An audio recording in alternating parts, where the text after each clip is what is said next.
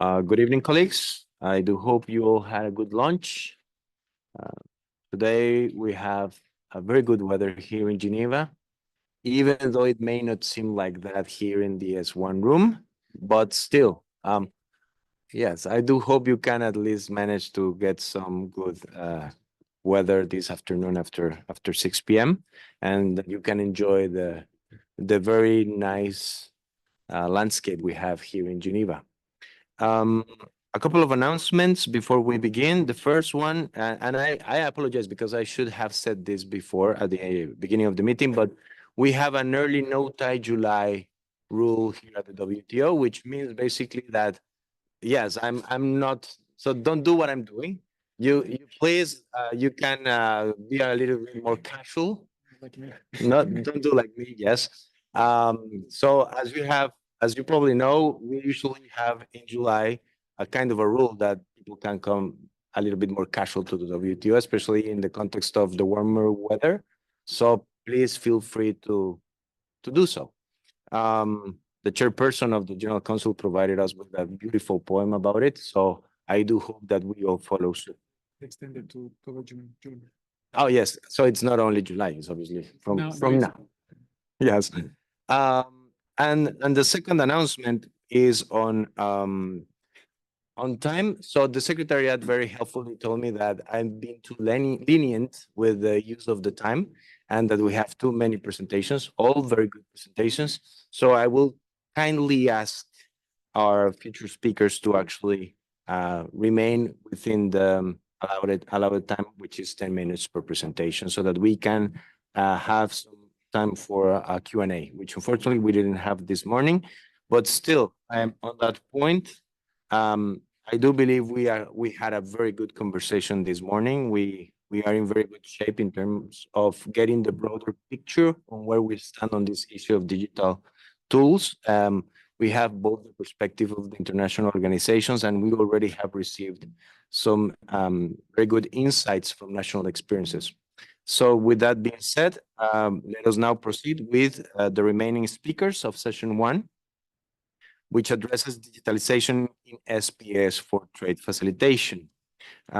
Again, I would like to thank all the speakers that will be joining us online this afternoon, despite the large time difference for some of you. I will ask the speakers for this session to please press the raise hand button.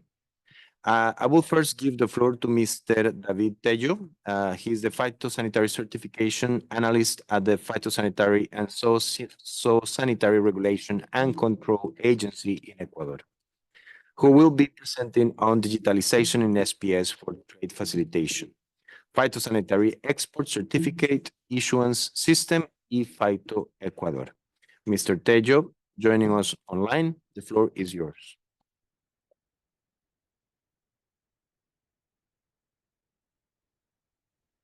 Muy buenos días, saludos desde Ecuador. Good Buenas afternoon, tardes. everyone. Greetings from Ecuador. It's a pleasure to be able to share our work with you today. Lo que quisiera empezar a mencionar es la razón del I por qué first wanted to start by explaining the rationale behind our reasons to digitalize the ePhyto process. And we did this en los objetivos. Si and podemos seguir focused a la on siguiente our slide, por favor. goals. Next slide, thank you. En los objetivos enmarcados, So, tanto en el looking acuerdo at de líderes our sanitarios goals, y we were looking sanitarias y at los the objetivos que tenemos phytosanitary en nuestra goals institución. as well Siguiente, as por favor. goals within our institution. Next slide, please. Como ya conocemos, los As we've already objetivos del discussed, acuerdo es the goals of this agreement proteger la vida and the y main los goal is cultivos to y la protect salud humana de los wildlife, perjuicios crops, que and pueda presentar human la introducción de health cualquier tipo de from plaga anything en that could territorio nacional. lead to Y también, infection or siguiente, disease. por favor, Next enmarcada slide, please. en los objetivos que And tiene this nuestra agencia focuses para la on emisión the del goals certificado for our fitosanitario, la agency, cual es which is garantizar el acceso ensuring a los access mercados to international markets certificando la for calidad fitosanitaria de plants, nuestros plant products, and other Con regulatory estos objetivos articles, nosotros nos hemos certifying their planteado phytosanitary quality. And so automatizar este we proceso. wanted to Siguiente, por make favor. this process more automatic. Next slide, please. And so that is why, next slide please, we have our process for the phytosanitary export certificate issuance system. And that's what we've been doing over the past few years and how we have made that more automatic. So in Ecuador, we are issuing 100% of our phytosanitary certificates in a physical manner. But this is based on different systems. One is more at a local level, where we would issue the physical documents, and then a small percentage of this, 5%, are being issued through the single window in Ecuador. And that complicates our job a little bit, because that took us sometimes up to 72 hours to issue a phytosanitary document. Moreover, these documents are particularly important for our exports. 25% of the FOB income in our country are certified through these export certificates. Moreover, we deal with a huge amount of documents. At the moment, we, on average, issue 300,000 phytosanitary export certificates. Next slide, please. Our largest clients, our main buyers of agricultural products, are already exchanging electronic certificates. Next slide, please. And this has allowed us to focus our process on a more digitalized system, keeping in mind that the system is always going to include the implementation of the different requirements for these certificates, a register of all the different operators, including the exporters, to carry out the phytosanitary inspection and then be able to issue the certificate. And all of this aligned with international and national standards. Next slide, please. Now, as I've mentioned, the goals and the different processes we've used, here in Ecuador, we have developed an issuing system for these phytosanitary export certificates. And the goal has been to adapt the logistics of our exports. And so we have 3 types of issuance, leading us to issue a phytosanitary export certificate. And so we have some for specific products, bananas, ornamentals, and flowers, as well as other products. And so for bananas, and other products, we have already developed this. And for ornamentals, we are still developing the process. Moreover, the system is already exchanging phytosanitary electronic certificates through the hub, which is part of the IPTC, which is a very successful process already with added value. We're doing that with Chile, the United States, Peru, Mexico, and Panama. We're already also carrying out testing with New Zealand. We would also like to start testing with other countries, and we are continuously communicating with other authorities to continue increasing the exchanging of these certificates. For other countries who we don't yet exchange electronic certificates with, we are implementing a digital certificate. This is a PDF document that has an electronic signature from the people who approve the document, and there's also the opportunity to verify it on a web page within the Ecuadorian system. So we have a QR code in order to do that, which has made our work a lot easier, and it's made it a lot easier to share information, particularly the certificates. Thank you. Next slide, please. Our system is structured in a way that allows the exchange of information and the flow of information. All of the different requirements that the destination countries require are in the system. as well as the information regarding production sites. All of that is already in our system, which means that we have better traceability of the consignments and means that the information has to be validated previously. And so there's a phytosanitary inspection, which will then lead to the generation of the certificate. Once it goes through all of the different steps and it meets all of the different requirements, our own system will then issue the phytosanitary certificate, either electronically or a PDF document with the online verification method. Next slide, please.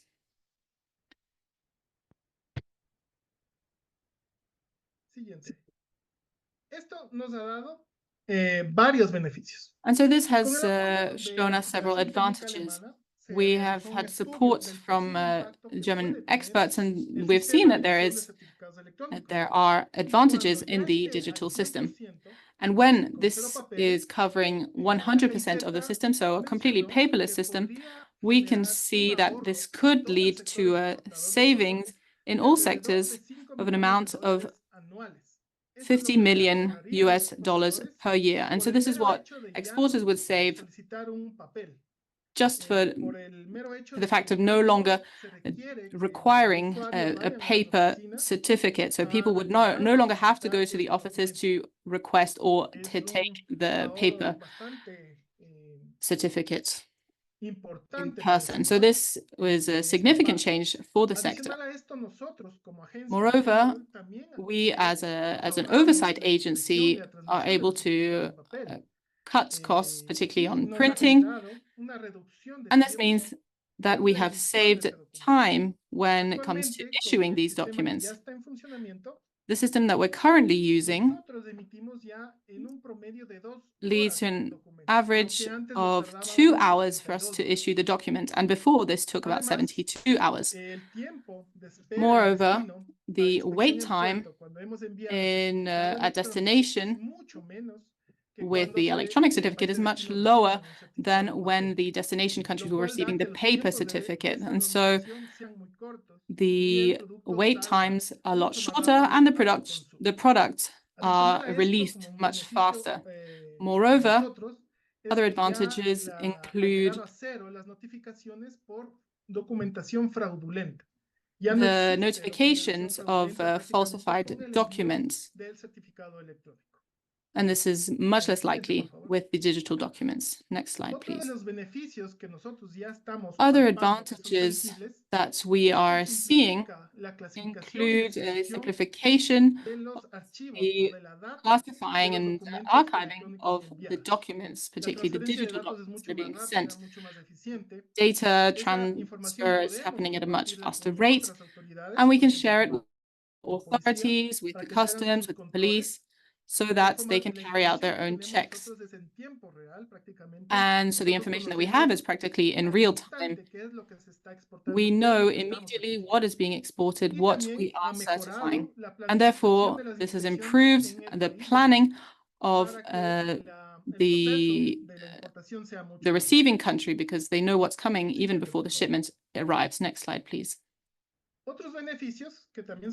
Other advantages that we have observed include the fact that these digital exchange systems are biosafety systems, because the interactions between the users are very fast and they are reduced. So we only have 1 or 2 interactions between the users. And so that's, for example, when the user will come to cancel a process, would come to the office, for example. It's also much easier for the user to do things online instead of coming to the office in person. There's also, we use much less paper, we print much less, as I mentioned, because everything is happening online. And of course, this helps us reduce our use of water and paper, and as well, we use less ink. We also use less fuel because we don't have to use it anymore to transport paper.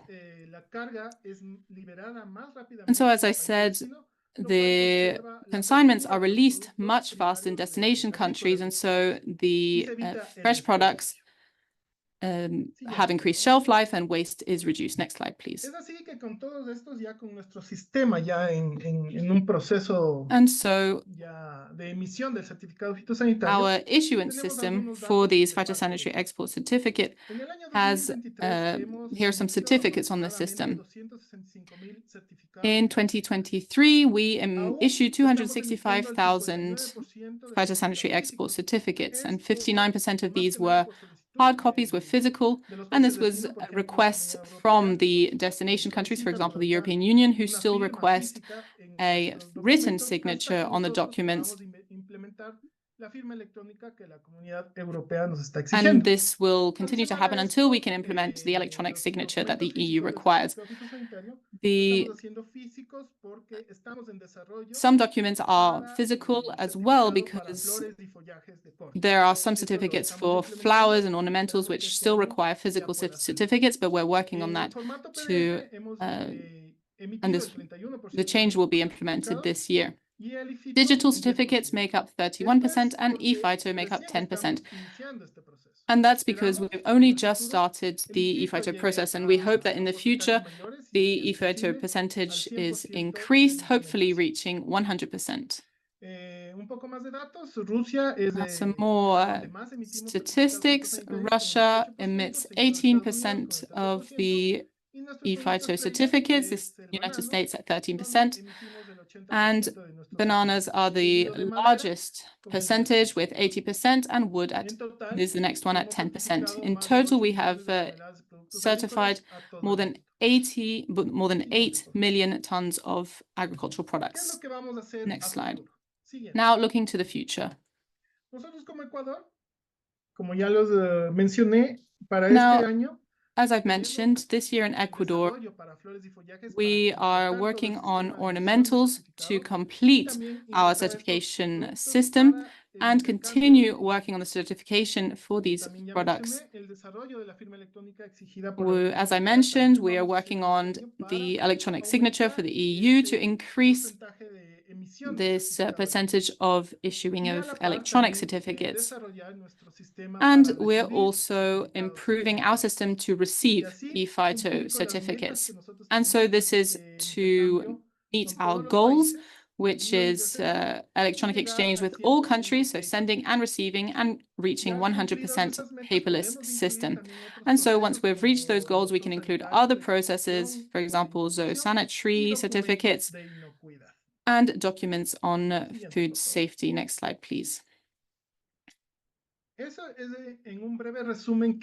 that was a brief overview of what we are doing in Ecuador on electronic certification. I just want to highlight that this is something that's very useful, very beneficial. It's allowed us to improve our issuance of export certificates and help our users to be more efficient in their export processes. I would be very happy to answer any questions if there are any. Thank you very much for your attention. Thank you very much, Mr. Tello. I will now give the floor to Mr. Christian B. Dallis, Deputy Director of Phytosanitary Issues Management, Export Services at the United States Department of Agriculture, Animal and Plant Health Inspection Service. Mr. Dallis, who is joining us online, will be sharing experiences promoting the adoption of ePhyto. Mr. Dallis, the floor is yours. Thank you very much. Hopefully you can hear me, and I appreciate the opportunity to present today.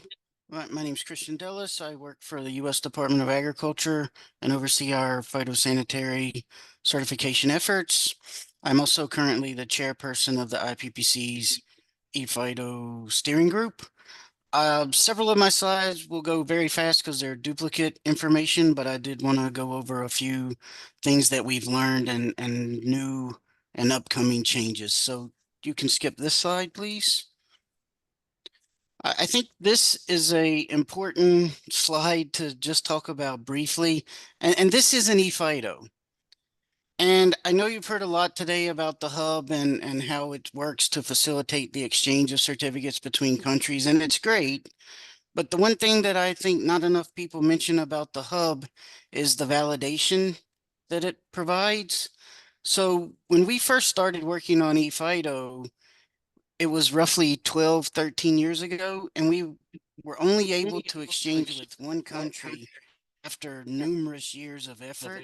And it's because each country, even though there is the UNCFAC schema, they would apply it differently and they would use the fields in different ways. So you would have to start over with every country. With the IPPC hub, we've all laid out and defined all of these fields. So as long as you're exchanging in the right format, you can exchange with any other country that participates. Next slide, please.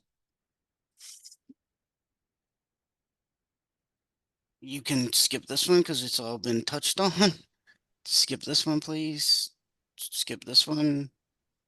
Skip this one. And skip this one. From the US perspective, you can see the number of countries that we're now exchanging electronic certificates with. It really took off in late 2018 when the hub started, but you'll see the big uptick in 2020 or so. And a lot of that was in response to the COVID pandemic. It really accelerated the use of eFIDO around the world. We actually show slightly more trading partners than you would hear through the IPPC's discussion. And that's because historically we sent paper documents to a number of territories. And now we still have to accommodate those countries and trading partners and territories. So it actually leads to a number of certificates that are destined to territories, all going to the sovereign nation now. You also see that we've now surpassed the number of eFIDOs that we receive versus send. And this represents roughly 50% of our certificates are now done electronically. We also have a website where we maintain a list of all the countries we are exchanging with, and some of them we can only send to, some we can only receive from. So it's very important to keep that distinction. Next slide, please. The benefits, I think you've heard all of the things that numerous speakers before me have touched on, but I would like to emphasize that the benefits can be difficult to identify. There's the quantitative one, you know, time and cost and everything that everybody has touched on. But there's also a number of qualitative benefits: advanced reporting, risk analysis, enhanced change processes, and the elimination of fraud. So there have been a number of changes that we've made as we've improved our system and begun doing electronic certificates. So as we receive all the information ahead of time now, we can actually make decisions before goods even arrive. We can also have much better reporting. So if we know that we've received the same commodity hundreds of times and never had a problem, then we can actually impose risk-based sampling so we don't have to actually look at every single shipment like we did historically. And I think eliminating fraud is so important because it protects legitimate trade.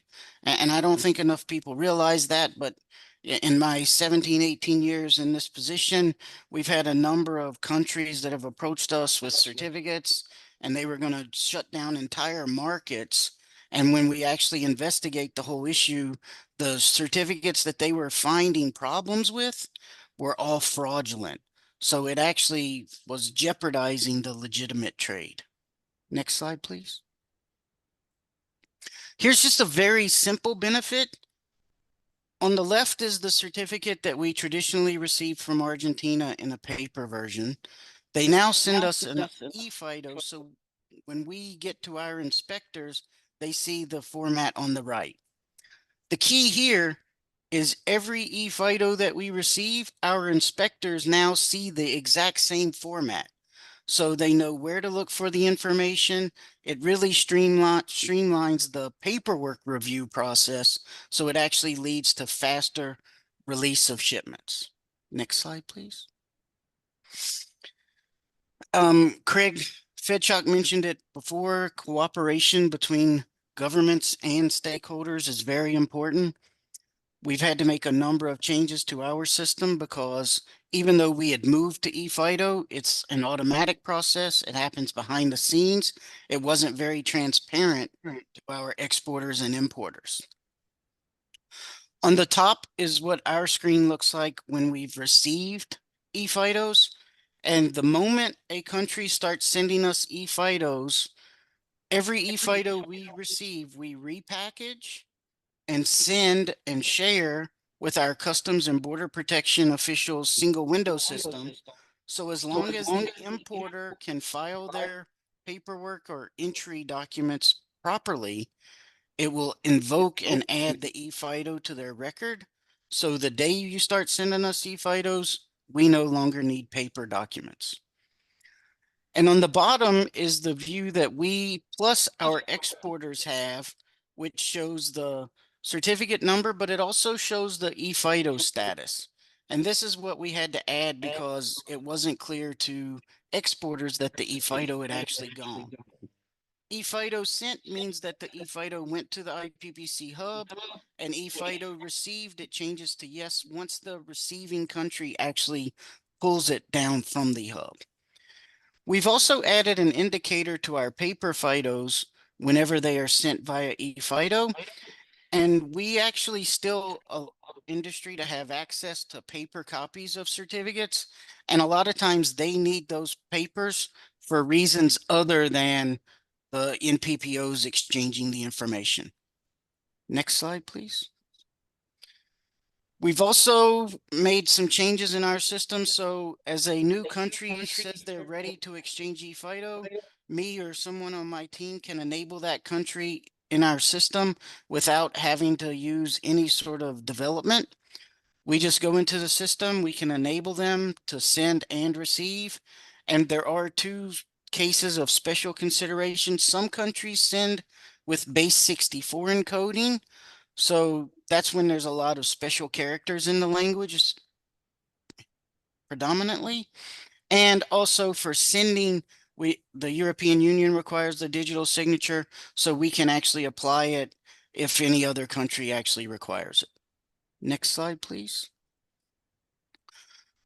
We've also started working on quality control, removing non-quantitative units of measure, redundant parts, correcting records, and cleaning up harmful organisms. A lot of the work that we're doing now is to prepare us for further automation as the third tenet of the IPPC's project of harmonization gets more and more robust. Then we'll be able to automate even more features. Next slide, please. On the global eFIDO front, I'm sure you've heard all of this previously this morning, but just on the USDA side, we are undergoing some technology refreshes.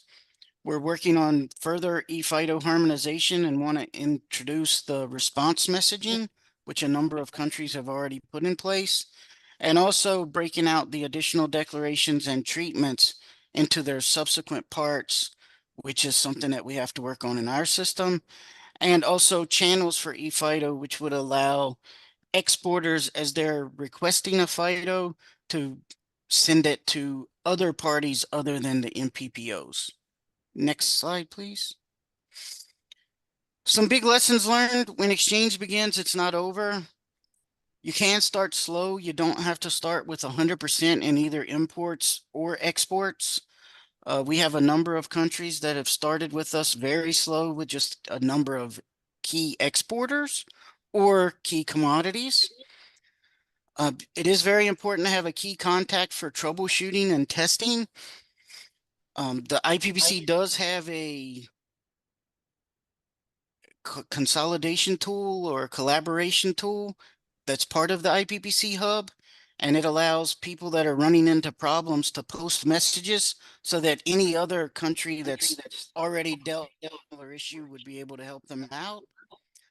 Monitor. I can't emphasize that, once it's set up, there can still be issues or challenges. I probably get 3 or 4 messages a week from trading partners with regard to a particular FIDO and something not happening as expected. And please take advantage of technology to modify processes. If you've historically had ways that you did something, it doesn't mean you just want to turn that into the way to do it now that you're doing it digitally. Figure out ways if you can use the technology to make that process more efficient or remove any of the things that have been barriers before. Next slide, please. Thank you again for allowing me to speak today, and I look forward to at the end if there are any questions. Thank you very much, Mr. Dalis. Now I would like to open the floor for questions related to these presentations. I also note that there are some speakers from the morning session that are still here in the room. So if you also want to direct any specific question to these speakers, please feel free to do so. Other than that, the floor is now open.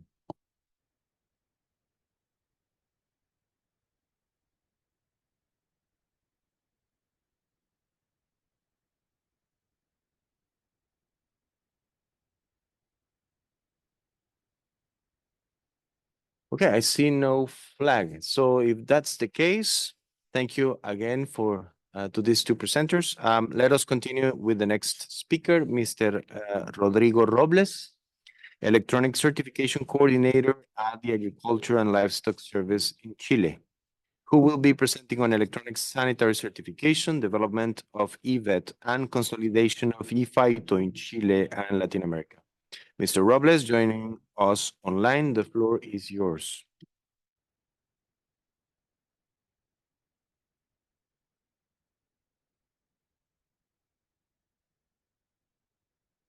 Buenas tardes, buenos días, no sé si me escuchan, me Good afternoon. ven. I don't know if you can hear me or see me. Lo escuchamos bien. We can hear you fine. Please go ahead. Perfecto. Bueno, Great. primero que nada, un honor estar Okay, acá well, presente con first of all, ustedes. it's a great honor to be here Agradezco a la speaking to you. OMC, al I'd like to gobierno thank the de Chile, WTO and to the el government of Servicio Chile Agrícola Ganadero and y the Agricultura de Chile la Service of oportunidad de Agriculture and mostrarles Livestock for el trabajo, los all the últimos work 10 años en that has been done certificación over the last electrónica 10 years sanitaria in terms SPS. of electronic Adelante. certification for SPS. So let's go.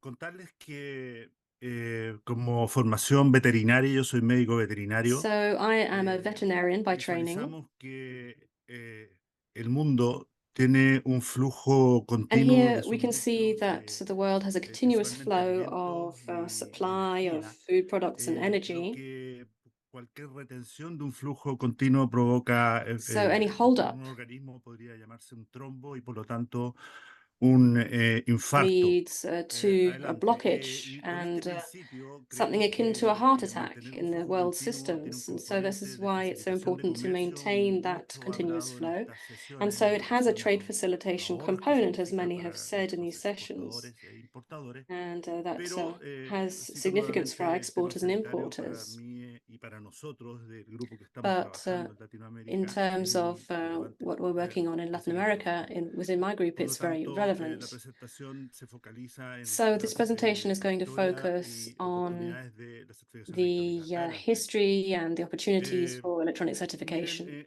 Next creo slide. que la presentación So parte de I adelante hacia think atrás y contarles que hemos estado en this instancias como presentation is going to la look Cámara de backwards, Comercio moving Internacional, forwards, and en going relación a to look at what's iniciativas de happened mostrar internationally trabajos de and estandarización the initiatives que that we've had. tuvimos We've had durante standardization este año y el año initiatives pasado this year and last en year. búsqueda de ya no solamente estandarizarnos And the aim nosotros, has been not only to los médicos veterinarios, standardize los ingenieros agrónomos, ourselves, mejor dicho, that's veterinarians todo and lo que so dice on, relación but con la certificación to sanitaria, enhance sino everything that has también to do with con electronic todos los actores certification, que but participan also dentro de la cadena, to la work within aduana, all stakeholders in the value por chain, ejemplo, customs, for transportistas, example, bancarios, etcétera, transport, sector banks, and público so y el on, sector public privado. sector and the Adelante, private por favor. sector. Next slide. En ese contexto, creo que una de las claves So que I ya think se one ha of the key conversado, que things in this Cristian Delis lo context, mostró muy bien, which I think has es already haber been logrado mentioned este estándar. Kristen, which Este was estándar achieving this que standard. recuerdo And fue trabajado en sus this inicios por standard Nueva Zelanda was y worked on agradezco initially al Velasco by Powell New por Zealand. aquellos años, el So our sincere 2006, thanks for that. compartirnos con In todos los países 2006, este was shared trabajo with all de countries, estandarización de un lenguaje that XML standardization que es la work for the clave de lo XML que hemos language. logrado hasta la fecha. which is really the basis un behind what certificado we've achieved to date. fitosanitario se So transforma en una this is a información certification that entendible, became utilizable understandable países and de usable Asia, information for África, countries in Medio Asia Oriente, and in the América, Middle East and Europa. America and Y Europe. ese es el gran valor And que this tiene really este is lenguaje estándar the que nos value of permite that conocernos, standard language. comunicarnos, It allows us to cooperarnos y communicate, trabajar to cooperate, and to work together. adelante. Next slide. Bueno, como se ha hablado, la solución IFAITO en la cual llevamos So we've 5 talked about the años, yo EFITO llevo 5 años solution, trabajando and en el personally I've been steering group. working on the Mi steering group for presentación 5 quiere resaltar years. los trabajos And de really here we'd like personas, si to bien estamos highlight the hablando work de undertaken tecnología, by pero creo que una de individuals. las I know we're talking claves, about technology, but I think one of the una key de las claves points, del trabajo de IFITO y su one of the éxito, critical adelante, por aspects favor. of the success. Next slide, please. Siguiente, esta Next slide, please. evolución en Latinoamérica nos tiene muy contentos. Adelante, por favor. Is something Vemos we're en very el happy mapa about. en los 2 años pasados todo So cómo on the se iba last 2 integrando years, un grupo de países. you can Adelante, see por that favor. a group of countries has Hasta been que joining. hace Next, un please. mes y medio Up atrás, to about Brasil 6 comunica el weeks inicio de ago, sus Brazil operaciones communicated IFITO y por lo tanto este with proceso de us evolución about the al implementation of that paperless que hemos estado process. conversando hoy día. Como ya han comentado, la cantidad de países registrados y operando y So, el as we've nivel de seen, the number of certificados que se han countries sido registering and intercambiados y la operating the system potencialidad is increasing. And hablan de so, una solución muy interesante, this really is a very muy interesting solution, replicable. and it's Sus one that can be experiencias y easily logros. Adelante, por replicated. favor. Next slide, please. Hablaron de los beneficios y por eso creo que Now, in terms of claramente no cabe benefits, I duda de que think hay un there's no beneficio doubt that there are hacia la benefits facilitación del comercio. in terms Los of trade ahorros son importantes facilitation. y en el Savings are trabajo significant. público-privado podemos cada In vez public and private work, we empaparnos de can todas demonstrate las this logísticas necesarias para el in sector terms of the privado, en mi savings for all caso como logistics and sector the private público, sector, and in entender my case, la in the public problemática sector. Also, que it's important viven for para understanding que the los issues alimentos puedan llegar a su destino y destino en that are buena involved when we're forma y trying to por get lo foods to tanto the destinations. atacar esa pérdida And so we can por try to address problemas that de loss that we botar sometimes see alimento por temas when comerciales. food Es un foco foods are interesante sometimes de lost along the revisar, por way. favor. So that's a very Adelante. important aspect to highlight. Next slide, please. Nuestra Asociación de Exportadores de Fruta So our Fruit también to Exporters certifica Association y ha mandado also en algunos artículos de prensa is lo also importante de nuestros certified tipos de ahorro en and estas also variables, lo que también plays an hace important que el part in sector this privado aspect, nos esté as well as respaldando the con private mucha sector. fuerza, entendiendo el And beneficio de todos, del they sector have privado y been del sector público. Adelante, por working favor. together, both the private and the public sector, to Bueno, shore up these con todos benefits. estos beneficios ya mencionados So, y alongside como these los que benefits that I've mencioné, mentioned, de poder and darle esta sin duda línea sanitaria al respecto, nosotros estamos planteándonos aquí en Latinoamérica we're really la discusión de 4 líneas de trabajo looking at 4 que main apuntan a lo siguiente. Adelante, pillars por of favor. work.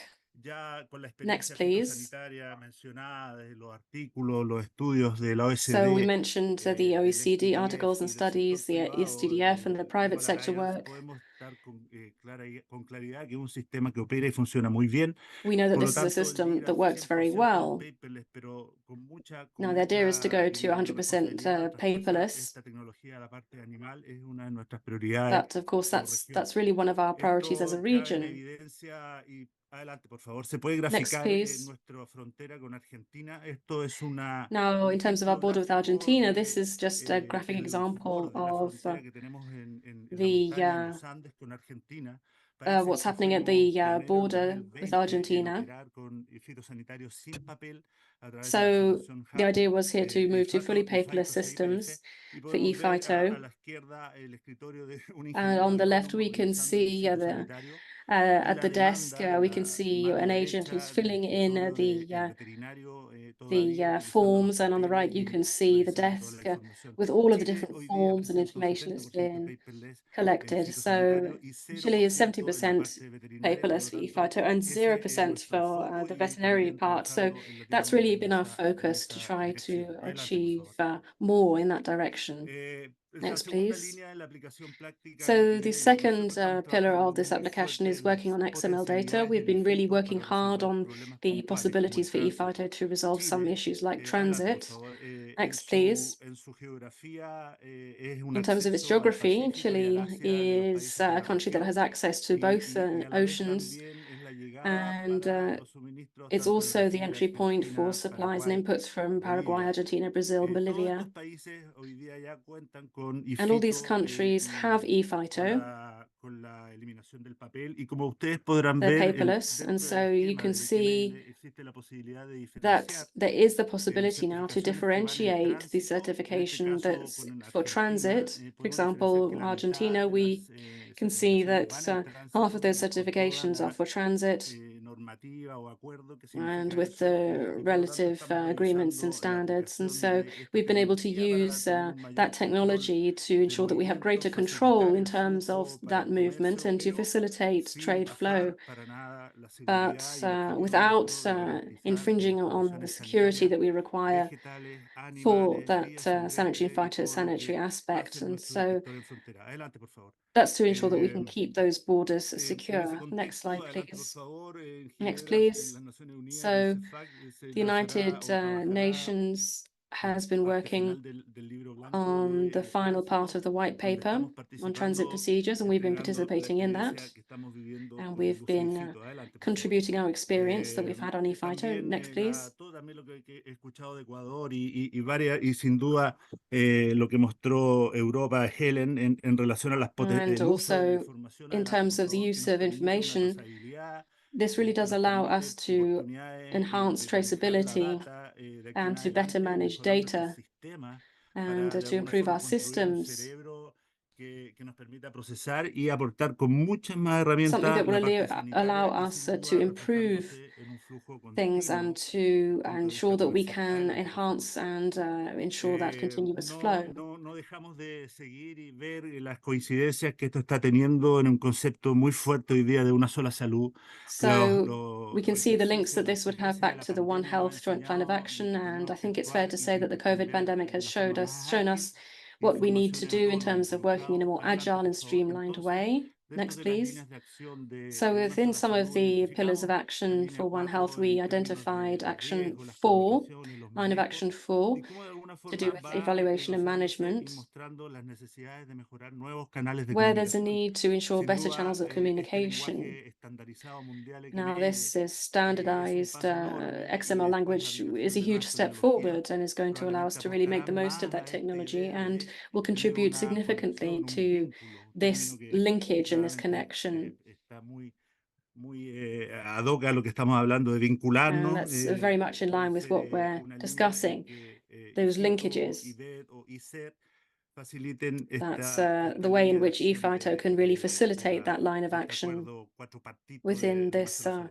Adelante, por favor. four-part agreement on One Health. Finalmente, Next, contarles please. que una So línea de acción regional then es finally, la just to mention conexión that o plataforma we probablemente. have Nosotros this como Chile platform. desarrollamos tres We've distintas developed modos three de intercambio. distinct Un different modo modes que of es a través exchange, gobierno a one gobierno, through government to GTG, Government government, Transport Routing, GTG, y que tenemos conexiones con and algunos so países. we have connections Tenemos with una different plataforma countries, and we regional also have a marítima en los regional países platform Chile, linking Perú, Chile, Peru, México y Colombia, Mexico, que and inició Colombia, operaciones paperless antes que la which started paper actually before donde hoy día in estamos 2018. desarrollando una So we've certificación been veterinaria developing a ya veterinary 2 años certification, de trabajo entre which has técnicos, taken 2 informáticos y de years of work negocio, on the y IT tenemos side ya and modelos XML negotiations. intercambiándonos en pruebas. Tenemos And that's currently finalmente in a una test solución stage. hub CIPF que And we also catapultó have a hub que solution. hace que nuestra certificación electrónica en la parte And what this means fitosanitaria is sea un that our electronic 100% y certification and nosotros ePhyto prestamos al servicio de is productos acuícolas el servicio able de to be transmisión implemented. también del XML acuícola. Adelante, por favor. Con Next slide, esto estoy please. terminando. La cooperación es importante, como mencionaron. So, Adelante, in hemos conclusion, hecho en we just say that 2023 cooperation is very, very adelante 2 important. simposios que And there were buscaron 2 symposia transmitir that were toda la held experiencia de un to grupo try to bring de together the países, de todos los experiences of a países group of que countries, representan indeed all el countries ICA, in Norteamérica, ECA, Centroamérica y North America, Sudamérica Central a America, and través del South GISDI, America, Interamericano de Coordinación de Enseñanza Vegetal. Este grupo opera activamente y se plantea los desafíos. El primero and fue this la examined the main conexión. Hoy día challenges les mencioné estas líneas like que connections, communication, estamos también viendo la and posibilidad de coordinar un taller we're also público examining the possibility of holding a Sudamérica, workshop Argentina, abril 2023. in Otro Argentina. fue en República Dominicana y Fito, We've had one in agosto Dominican 2023, Republic y ahora estamos in proponiendo August un 2023, programa and now we're trabajado looking to establish a marco del program GISB que with the busca analizar la GICSV, situación which is actual del going fito, to pero por sobre todo analyze the entregar la situation of experiencia y el e-phyto, but conocimiento al also sector acuícola, animal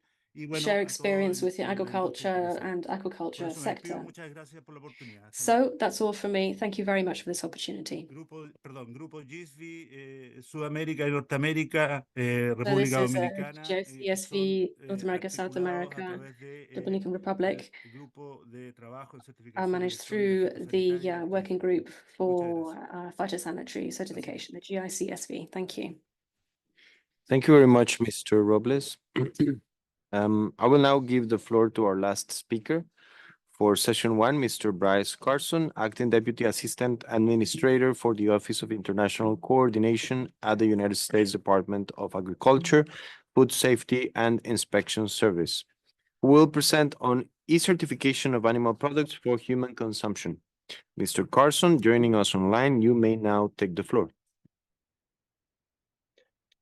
Thank you very much, and thank you for the opportunity to present today. It's exciting and encouraging to hear all of the great work being done around the world on the topic of digitization. And it's also a bit humbling and a difficult act to follow with Rodrigo and Christian, but I'll do my best. My name is Bryce Carson.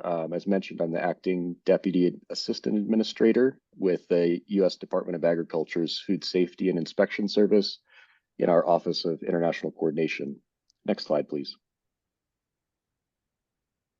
In our agency, the Food Safety and Inspection Service, or FSIS, is responsible for ensuring that domestic imported and exported meat, poultry, and egg products are safe, wholesome, and properly labeled, and this includes the certification of those products as well for import and for export. Next slide, please. So as others have mentioned, many of these benefits around electronic certification and digitalization of certificates, these have been covered quite extensively, I think, today. We have the secure data capture and certificate authentication that digitalization affords. It saves our inspectors time as well as the industry, exporters and importers. It removes those less secure paper processes. It reduces the complexity of country-specific certificates, which is something we're working toward on both imports and exports. It documents that electronic application and certification history as well in our system, which we have found leads to more efficient problem solving with partner countries. This last point, I think, is an important one. It's when there are questions around a shipment, it really the electronic data in our system really gives us an advantage in communicating the facts around any given shipment in terms of the timing of the certification and application that occurred, and helps us to resolve those questions a lot more efficiently than we otherwise would. Next slide, please. Some of the challenges that we've seen in implementing electronic certification and digitalization of certificates include really learning about each country's capabilities to start. So that's why an event like this one and others like them are so important, I think, to hear what the stages are of development of our partner countries around the world, and gives us an opportunity to have those closer conversations with countries to learn all of the good things that various countries are doing. Many of us are in different stages of systems development, and that's fine. Even within our own agency here at FSIS for exports and imports, we're at different stages of development, and I'll mention that as I go along here today. There are, of course, cost to development, and it's as we're all familiar with, prioritizing changes when needed can be difficult internally within our respective agencies and departments and organizations. We also see paper-based requirements that provide challenges to us. Wet signatures or paper documents, including transit, which Rodrigo mentioned a bit in the eFIDO world, is a difficulty that we encounter from time to time. We also find, and this is kind of both a challenge as well as an opportunity, that the bilateral engagement that electronic certification exchange requires is a sustained commitment. It's something that really teams have to, from both countries, have to maintain that working relationship for enough time to make sure that the exchange is affected efficiently. Next slide, please. So a bit about our experience in FSIS. To meet that mission that I mentioned at the first, one of the first slides, to ensure the safety of meat, poultry, and egg products, we have our Public Health Information System, or PHIS. This is our web-based IT system that we use to collect, consolidate, and analyze data. This system was first implemented in 2011 for domestic product, and was then in 2014 we implemented for imports, and in 2018 for exports. Next slide, please. So to start with our import side, for electronic certification, we have the capability for data exchange and have implemented that capability with to date 3 countries: Australia, New Zealand, and the Netherlands. And we are working to add more in the very near future, we hope. Our capability allows us to receive that eCert data via XML directly into PHIS, as has been, as that kind of capability has been discussed, I think, pretty extensively so far today. And our capability is adapted from and compatible with that UNCFACT SPS eCert standard that, again, has been discussed today as well. Next slide, please. Some of the basic steps that we've identified to implement import eCert is to form that interdisciplinary bilateral team. And we are in the animal products world talking about bilateral exchanges at this point. We share information, technical documentation, as well as the interconnection security agreement that FSIS requires to document the exchange, the secure exchange of the data, including points of contact, contingency plans, and so on. Our step 2 is for that bilateral team to conduct technical meetings, map the data, and develop samples which we can test. And finally, in step 3, to plan and initiate that eCert transfer in the production environment, which involves a great deal of stakeholder communication as well. Next slide, please. For exports and PHIS, I will note that what I'm about to describe is not data exchange to date, but our system currently allows exporters to submit applications electronically in the system. It allows our inspectors to review and approve and digitally sign certificates in PHIS, and it allows country officials with access to the system to view and authenticate certificates. So these certificates are digitally signed PDFs, so not electronic certification to this point. But we really view this as kind of a bridge to the data exchange that we seek on the export side as well. To date, we have 150 countries and territories implementing our current capability since beginning in June 2018. Next slide, please. On the export side, we do have a digital signature, as I mentioned, that is applied. It's a US government credential-based signature that includes key information such as the name, title, a unique ID, date and location of signature. It's validated through our department's electronic identification security system and uses public key cryptography as an additional layer of verification that importing countries can use to ensure that the certificate is in fact authentic. Next slide, please. PHIS export also allows country officials with PHIS access to view and authenticate certificates in the system using a certificate signature viewer or CSV role in PHIS. So the officials with access to the system can view and validate those certificates. They can also generate reports to analyze the data in the system and the certificate data elements as they need to. Next slide, please. So in terms of where we're going in the future on export eCert, we currently have and had developed the capability to send eCert data. So these are the data elements of our basic meat and poultry export certificate, FSIS form 9060-5 data elements. We haven't implemented this yet in production environment, but we are working with a small handful of countries partnered with us to begin working toward implementing this capability, which is based on, again, on that UNCFACT SPS eCert standard, as it was on the import side as well.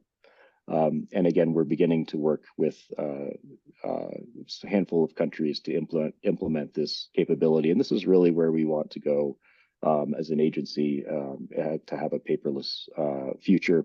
And really implement on the export side what we've done on the import side as well. Next slide, please. Thanks, and I'm happy to take any questions. I appreciate the opportunity. Thank you very much, Mr. Carson. Now, I would like to open the floor for questions related to these presentations. The floor is now open.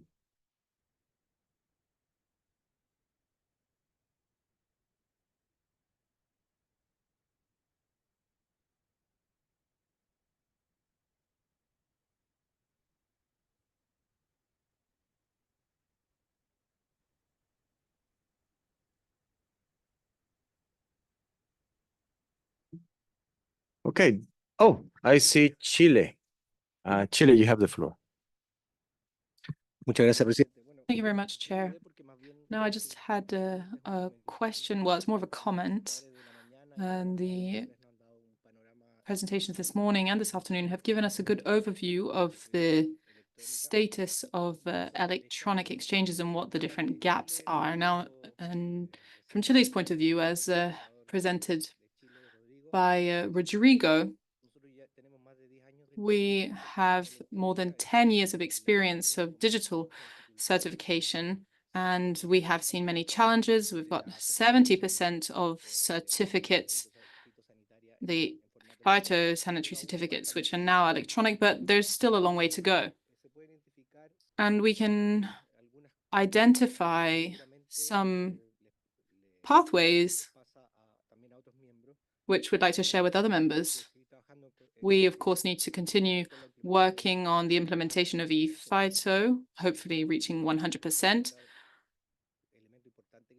Something else which we've identified as necessary is the harmonization of the veterinary certificates and implementing a centralized system, allowing us to accelerate the certification process, which we've seen with ePhyto.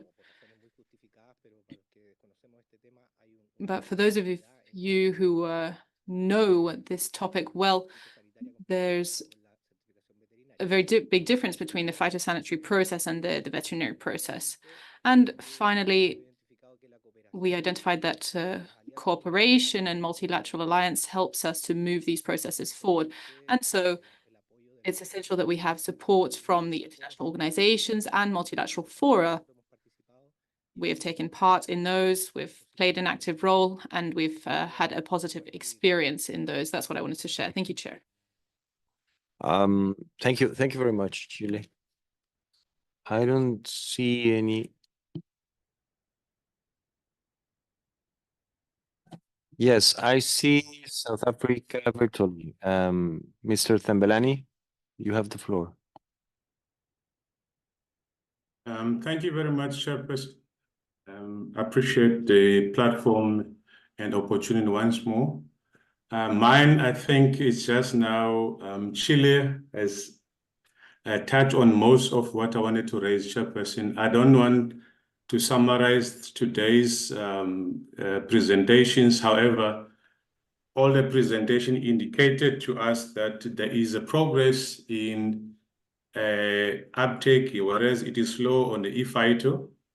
So the request or my comment would be, there was a comment coming from the floor. I think it was SPS colleague asked as to what can the SPS do for us on the eFITO, but however, Mr. Dominic indicated that already there's a suggestion that the IPPC hub can be expanded for other electronic certification system. So, Chair, the request is that, is it possible of the SPS committee to drive that agenda as this, if we go bilateral or individual countries, it will take time and it will cost us more money, whereas if it can be coordinated centrally from the three sisters, being the IPPC, OA, and the Codex, and maybe come up with a more harmonized and standardized way of moving forward in terms of electronic certification on SPS issues. Because I tend to think even in our own countries, once we develop a system in silos, it takes longer and it takes more time. If that's possible, Chair, that it can be coordinated from the SPS so that at least all the countries and regions can follow a standardized and more proactive way of moving forward with electronic certification. I thank you, Chair. Thank you. Thank you very much, South Africa. That is indeed a good reflection, and it fits very well within the context of the purpose of this thematic session, which is also embedded within the 6th review.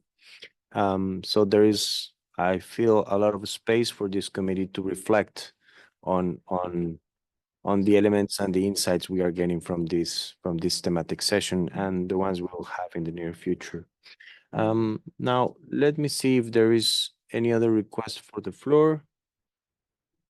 If that's not the case, before we move into session into session 2 on the future of digital tools and new technologies, I will not try to summarize this, but perhaps it will be a good moment for us to reflect on what we have learned for the moment.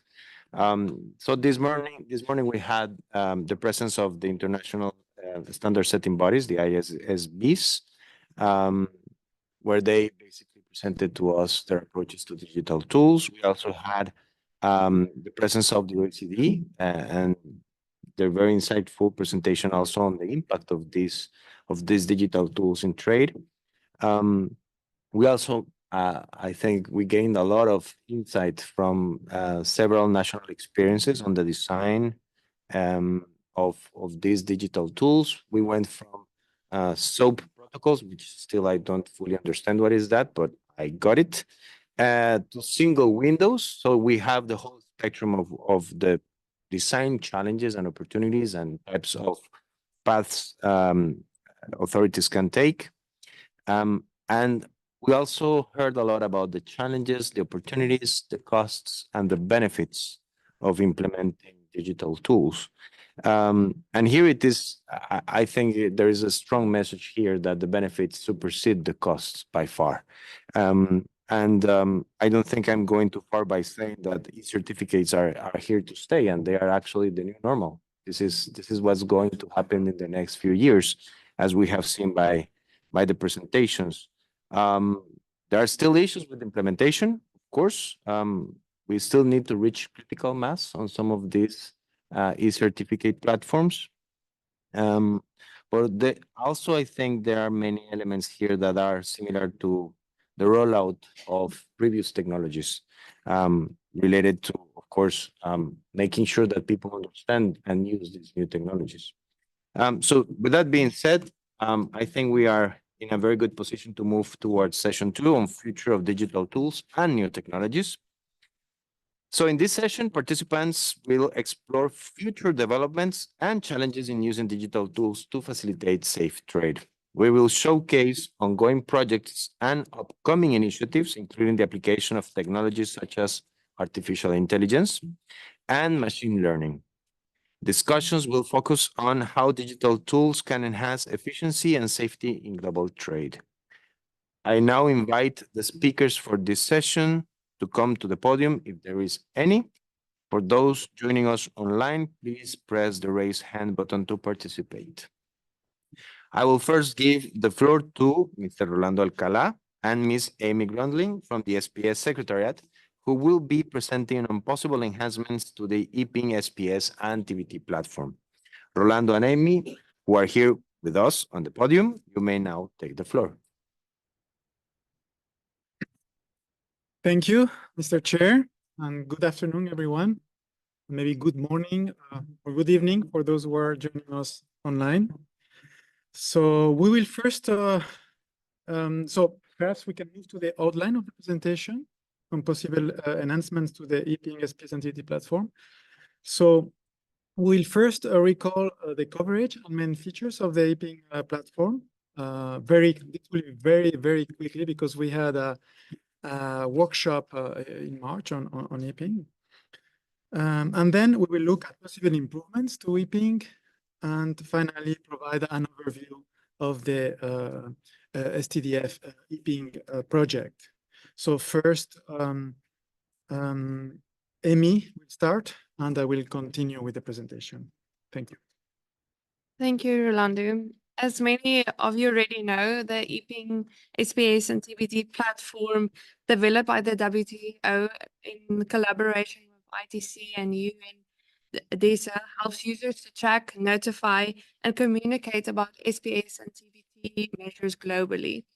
Launched in 2022, this platform built on the former EPING alert system to enhance transparency. And as we referred to the previous workshop on transparency, where we in depth discussed the different users' rights and the functions that the EPING system brings, it mainly focuses on the notifications that can be submitted, as well as various STCs that can be searched for, and to find information about inquiry points and national notification authorities, as well as other documents and access to facts and figures of importance. With this single sign-on, delegates with access rights can also navigate easily between EPING and the e-agenda.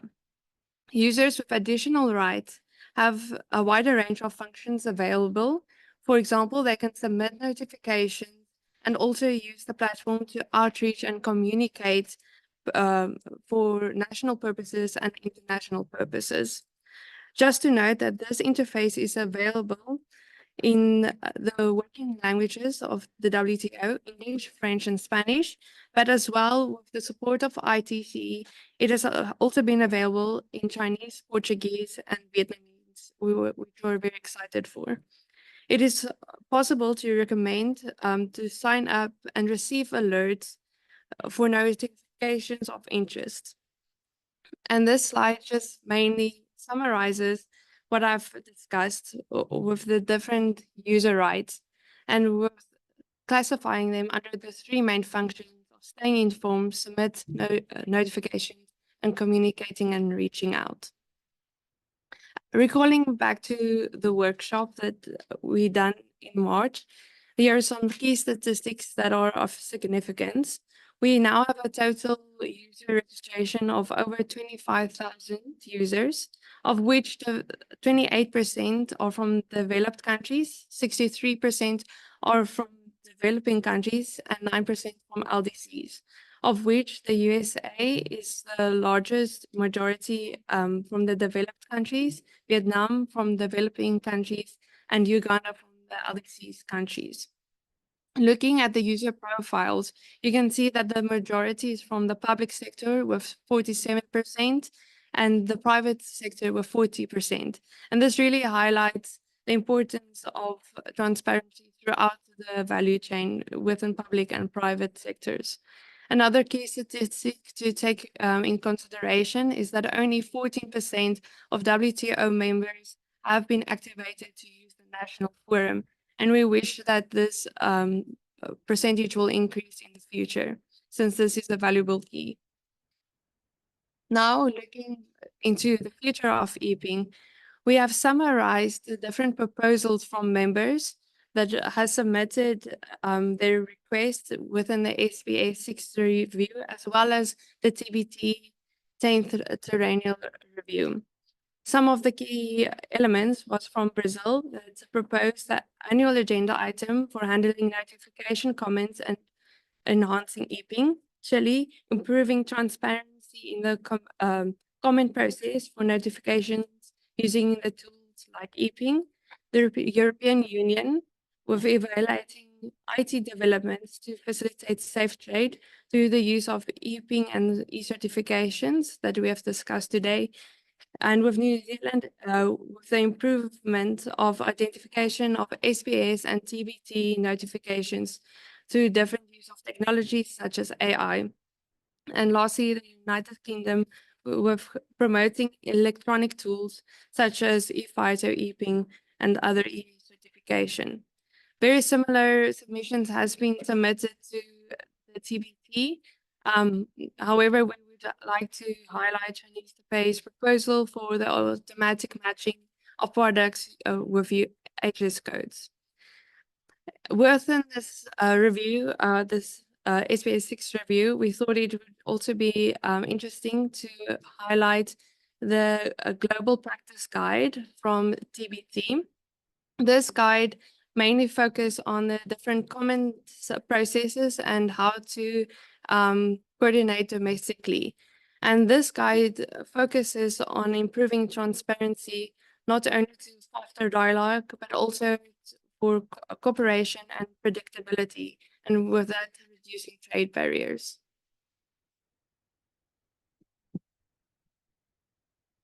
With that, I will give it to Rolando. Sure. Thank you. I was trying to ensure that my slide was showing up. Yes, of course, I will build on what has just been said.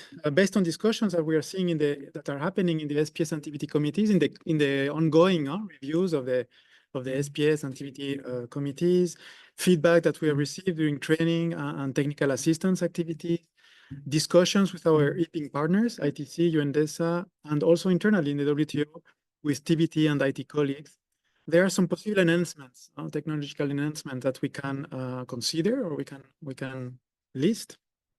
One could be improving communication tools to revamp the communication and outreach functions, to make them more user-friendly and to make them customizable to the outreach needs of users. We have seen that the statistics now, very few members are using the outreach communication functions. Another could be to increase the ability of official translations of notifications and draft regulations beyond the 3 working languages of the WTO. This is something also that has been discussed in numerous occasions in this committee, in the TBT committee, and are currently being discussed. Enhance the free text search function to improve its precision and reliability, or add new functionalities to assess potential trade impacts of a notified regulation by linking the notification information to trade data. So we saw some examples of what can be done within the context of the OECD. So that could be also something that could be considered adding on EPing. So now these technological enhancements will be assessed for possible implementation, and that's some good news here. They could be assessed in the context of the new STDF project that has just been approved by the STDF working group last week. Let's have a quick look overview of the newly approved STDF EPing project. So the project in question is STDF project grant 1000. So the chairperson of the STDF working group referred that as attaining the climax of the meeting with this PG 1000. And the title of the project is improving the use of the EPing SPS and TBT platform to enhance transparency for market access. So the application document and the budget will be publicly available on the STDF webpage soon. And now a little bit more on the project.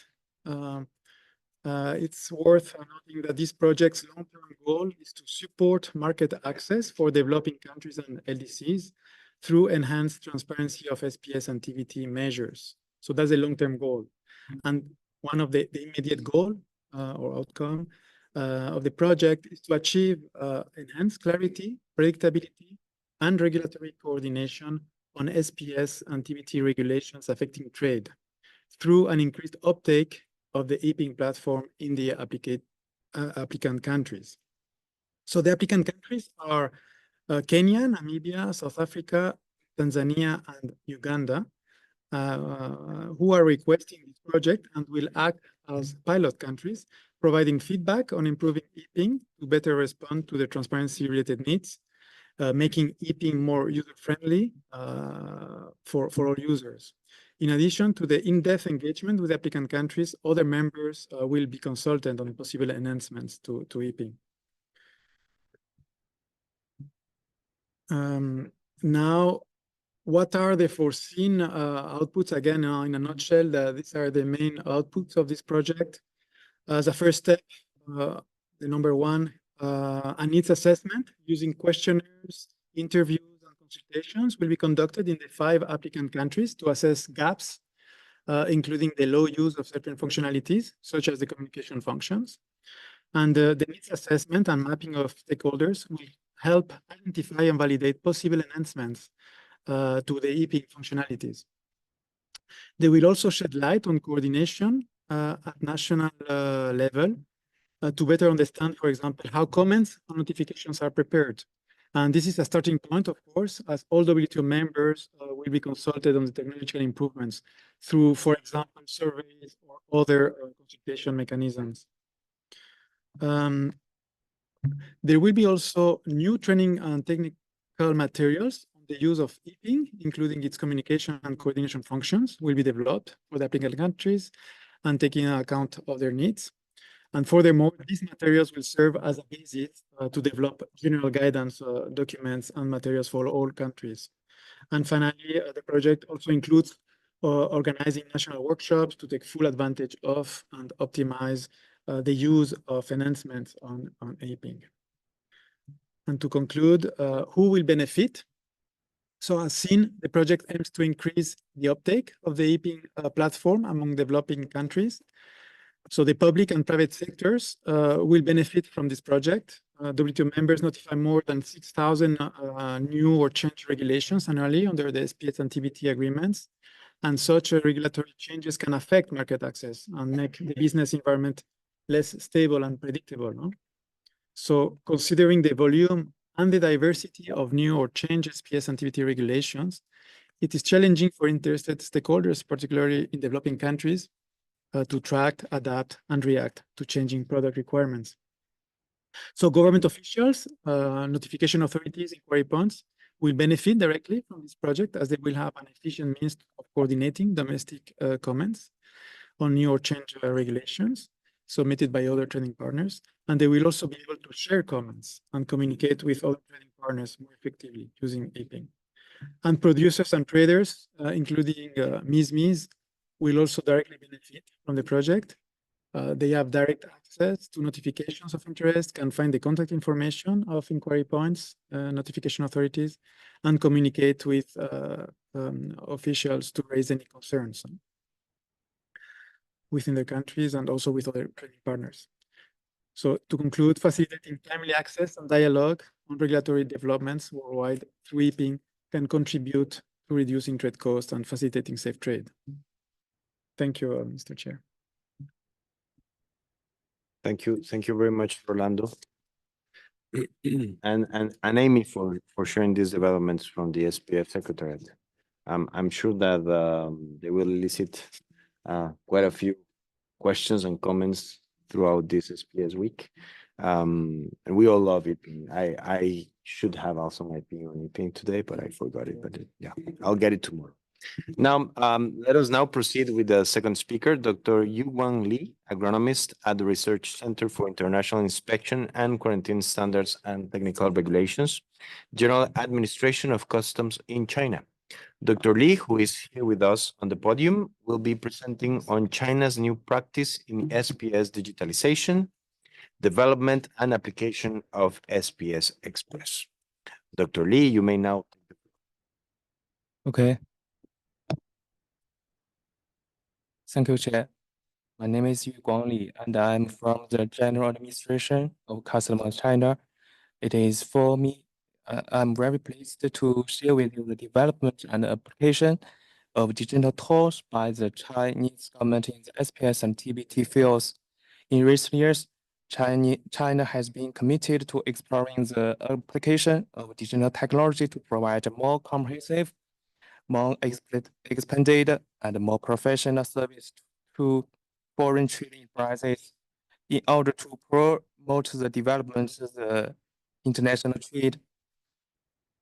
Today, I would like to introduce to you a new digital tool developed and constructed by China for sharing information on SPS and TBT measures. We usually call it SPS and TBT Express. Okay, there are 4 parts of my sharing. Okay, the first part is why did we develop this tool? As we all know, in recent years, the forms of SPS and TBT measures has been evolving. The scope of them has been expanding, and their impact on industries has extending. By 2023, the total number of SPS and TBT measure notifications has exceeded 75,000. Surveys indicated that in 2022, the direct losses incurred by China due to the impact of foreign SPS and TBT measures exceeded 300 billion yuan, with additional costs exceeding 130 billion yuan. And after investigation and analysis, we found an important reason for these losses is the insufficient of the dynamic changes in foreign SPS and TBT measures, and the inadequate channels for obtaining information, which leading to insufficient response capabilities and large loss. The Chinese government is deeply committed to fulfilling international obligations, including the SPS agreement and the TBT agreement. It has introduced the innovative concept of smart customers, smart borders, and smart connectivity, with a strong focus on enhancing connectivity and trade facilitation in the digital area. Therefore, to eliminate the information gap between the government and enterprises in SPS and TBT measures, China has innovatively developed and built SPS and TBT Express, relying on the single window to provide enterprises one-stop service and help them to understand the SPS and TBT measures comprehensively and intuitively. And in the second part of my presentation, I would like to highlight the key features of SPS and TBT Express. Okay, the first one is centralized workspace. SPS and TBT Express is an integrated digital tool that combines query and retrieval, intelligent push, and risk warnings and customized consultation. We have integrated all these functions into the single window website interface. It looks more intuitive and convenient. Besides, to help users overcome language gap, we have reprocessed the original information from the Yiping platform into Chinese and created additional database with over 200,000 entries for supporting the various functions.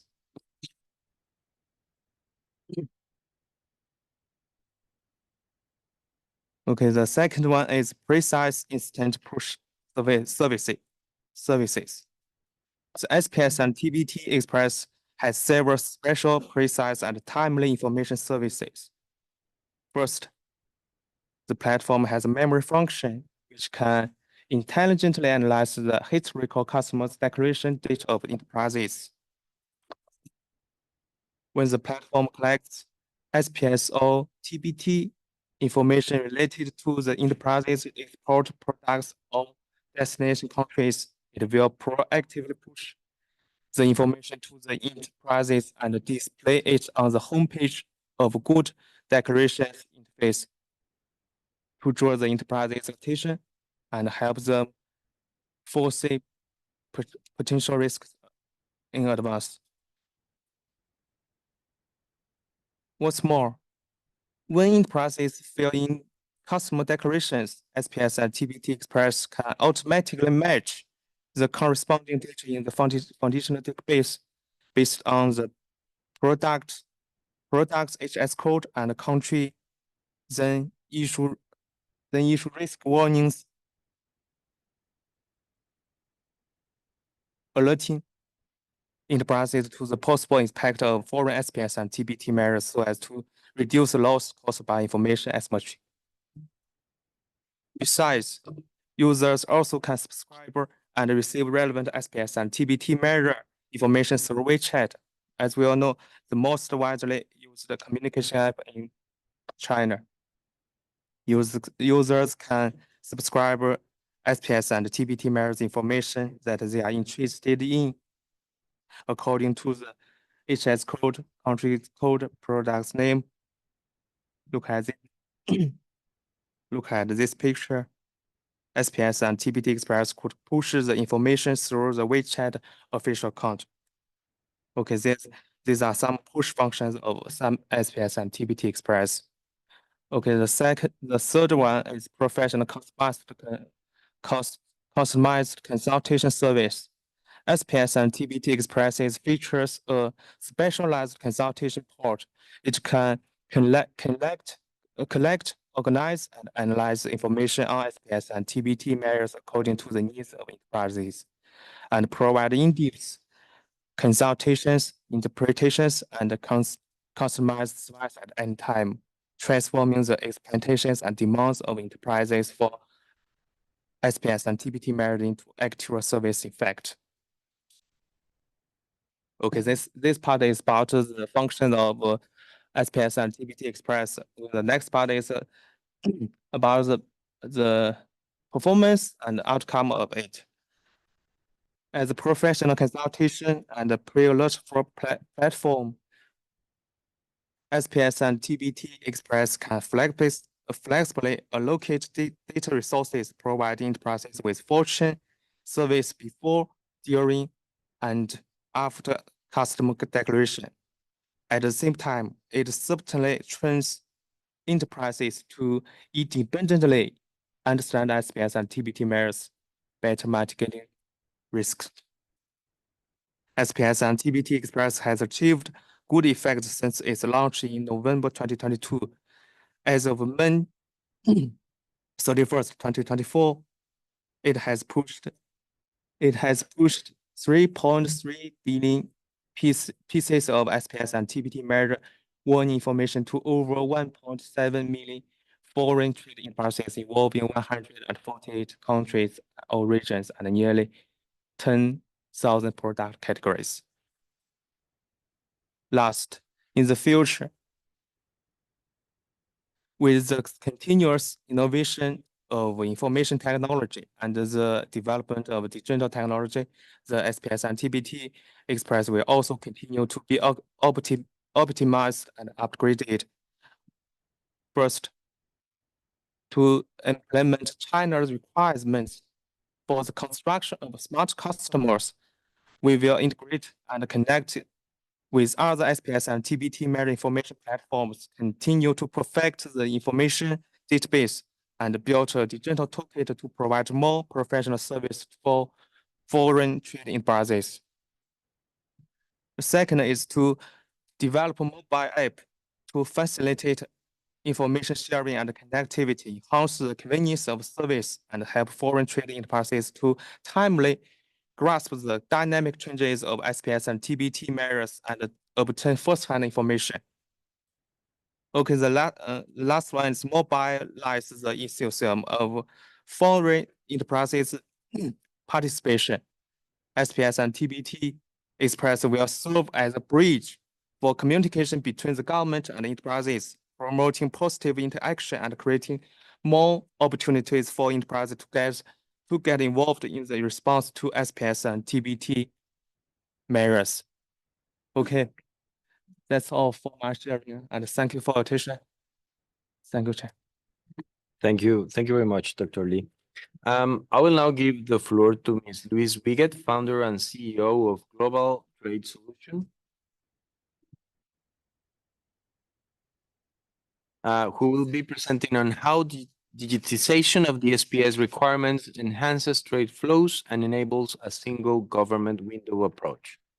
Ms. Wiegert, joining us online, please go ahead. Thank you very much, colleagues, and a warm greeting from South Africa. It is wonderful to have some of our South African and African colleagues online as well. And I want to thank the WTO for the opportunity to present here. I'm actually presenting from a completely different perspective, and really from a trade perspective, to see what plans we've made within the trade environment to digitize the SPS information and what impact that has had on the trade flows within our area. Thank you, Amy. Next slide.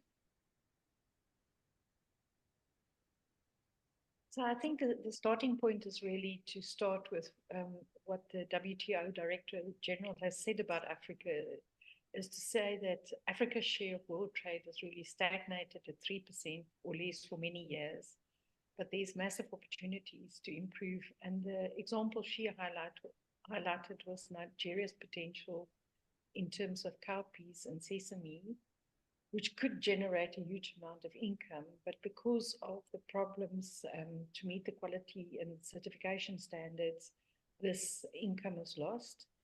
And although the potential exists there, it is still a big challenge, particularly around poor transportation and the storage of these agricultural products. And this emphasizes the need from a supply chain point of view and from a trader point of view that we need to ensure that our trade flows, and especially with agricultural products, that it flows uninterrupted, and also that we can get the products to the market in the most effective way, that it is in accordance with the standards and complying with the international markets.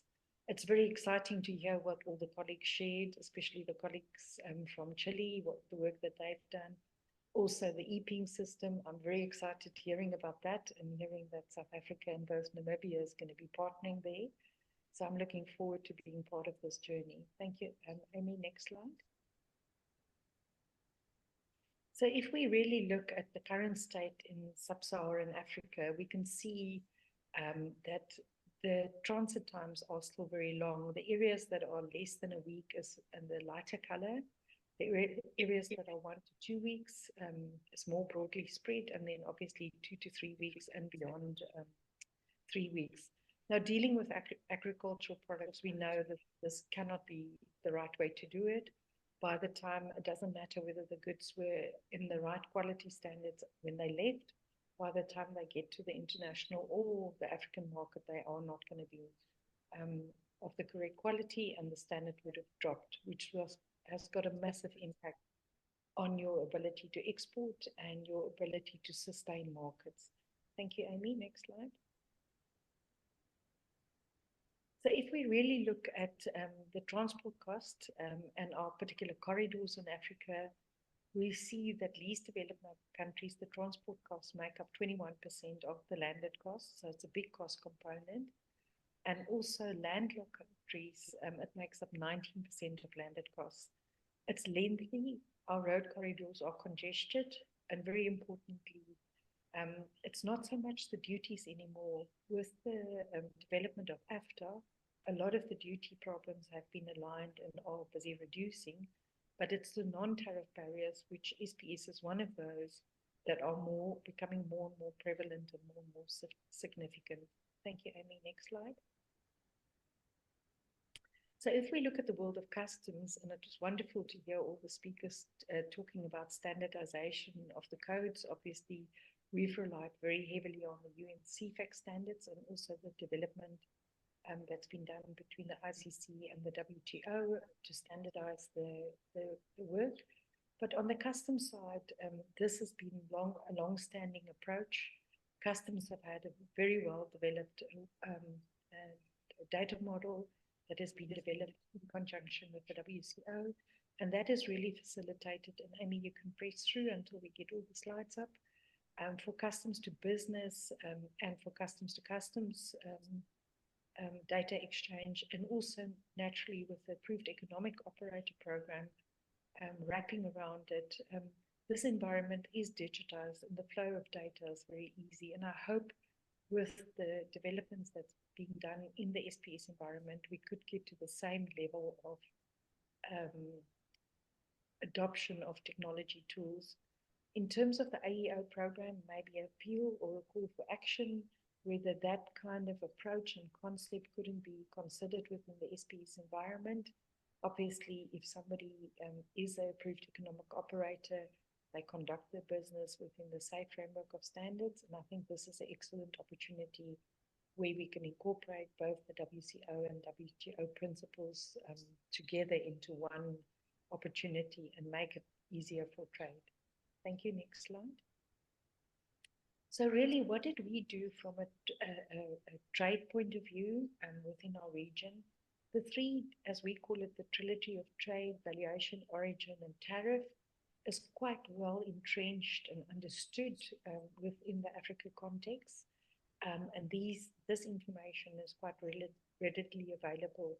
What we did, and very much the China Express approach, coincidentally, we added the SPS requirements into this trilogy of trade, as we refer to it, because we found that it is very important that the trader needs to know before they start trading what is the requirements, not only from a customs point of view, but also from an SPS point of view. So by doing this, we facilitated import and export and movements under the trade agreements, and any rebates and duties that could be drawn back quite effectively. And we have found that having this information together in one data lake and using it when you are busy doing your concluding your import and export transactions alleviate quite a lot of problems. It also drives costs down. A lot of the speakers were referring to the e-certificates have been driving costs down.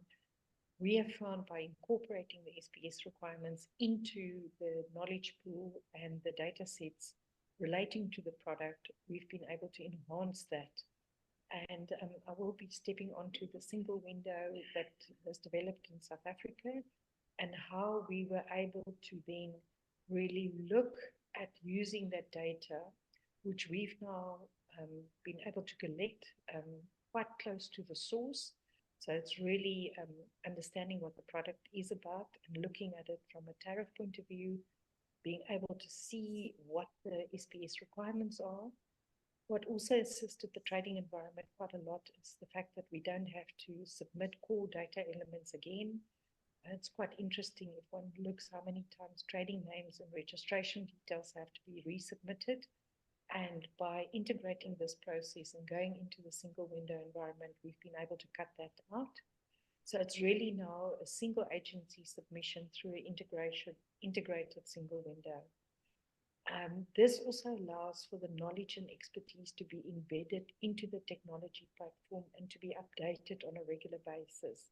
And this can be done for multiple countries and for multiple customers.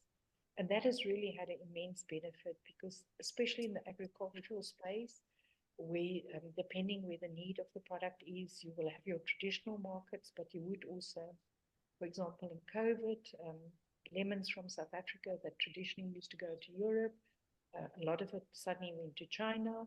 And if you weren't proficient with the Chinese requirements, then there was a lot of hurdles in your way. So our concept is do it simply, better, faster, and only do it once. Really fits into the concept that China has shared with us, where we use the technology, the machine learning, that will then allow the trader to be aware of what they must do prior to actually shipping it and ensuring that they are compliant with all the requirements. Thank you, Amy. Next slide. So what has been the benefits of really changing this process? is that we've got a single process and it's standardized. All the information is pre-cleared. We've also used technology to eliminate certain manual processes. We've automated compliance tracking. So instead of the officers having to do the work to see whether we're compliant with requirements, from a trading point of view, we are quite confident that we are. We've used machine learning to actually teach the data lake on how to react and actually how to interpret the data. And again, to refer to the AEO certification, that has helped to secure the supply chain from a customs point of view.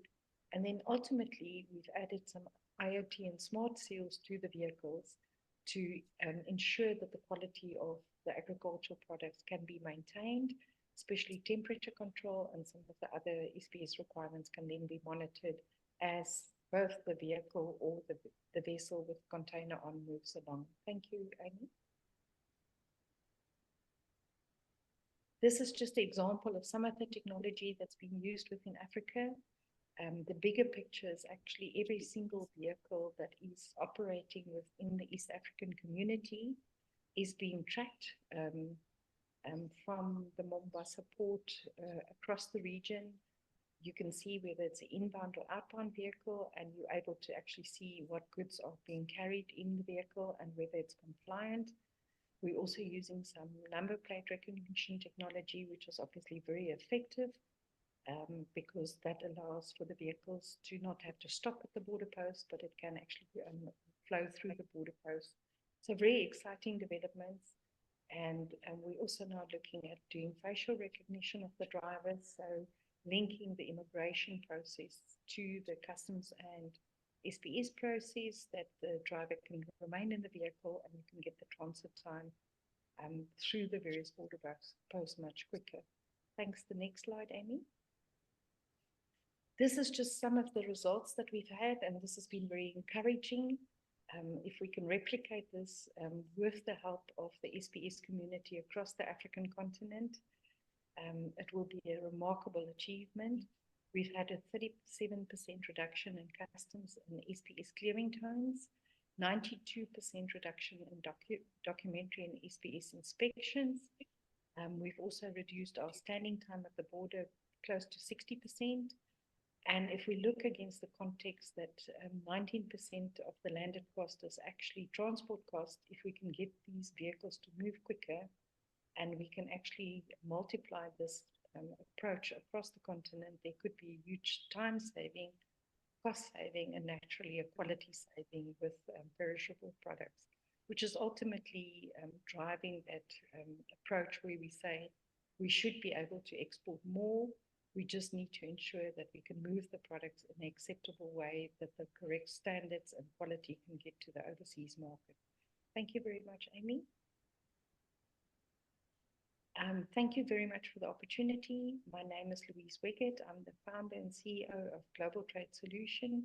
We're based in South Africa, and we look forward to working with the SPS teams across the globe and also with the e-ping system in the future. And again, thank you for the opportunity to participate today. Thank you. Thank you, Ms. Wiggett, for joining us today and for sharing your industry perspective. Now, I would like to open the floor for questions related to these three presentations. Are there any questions or comments? The floor is now open.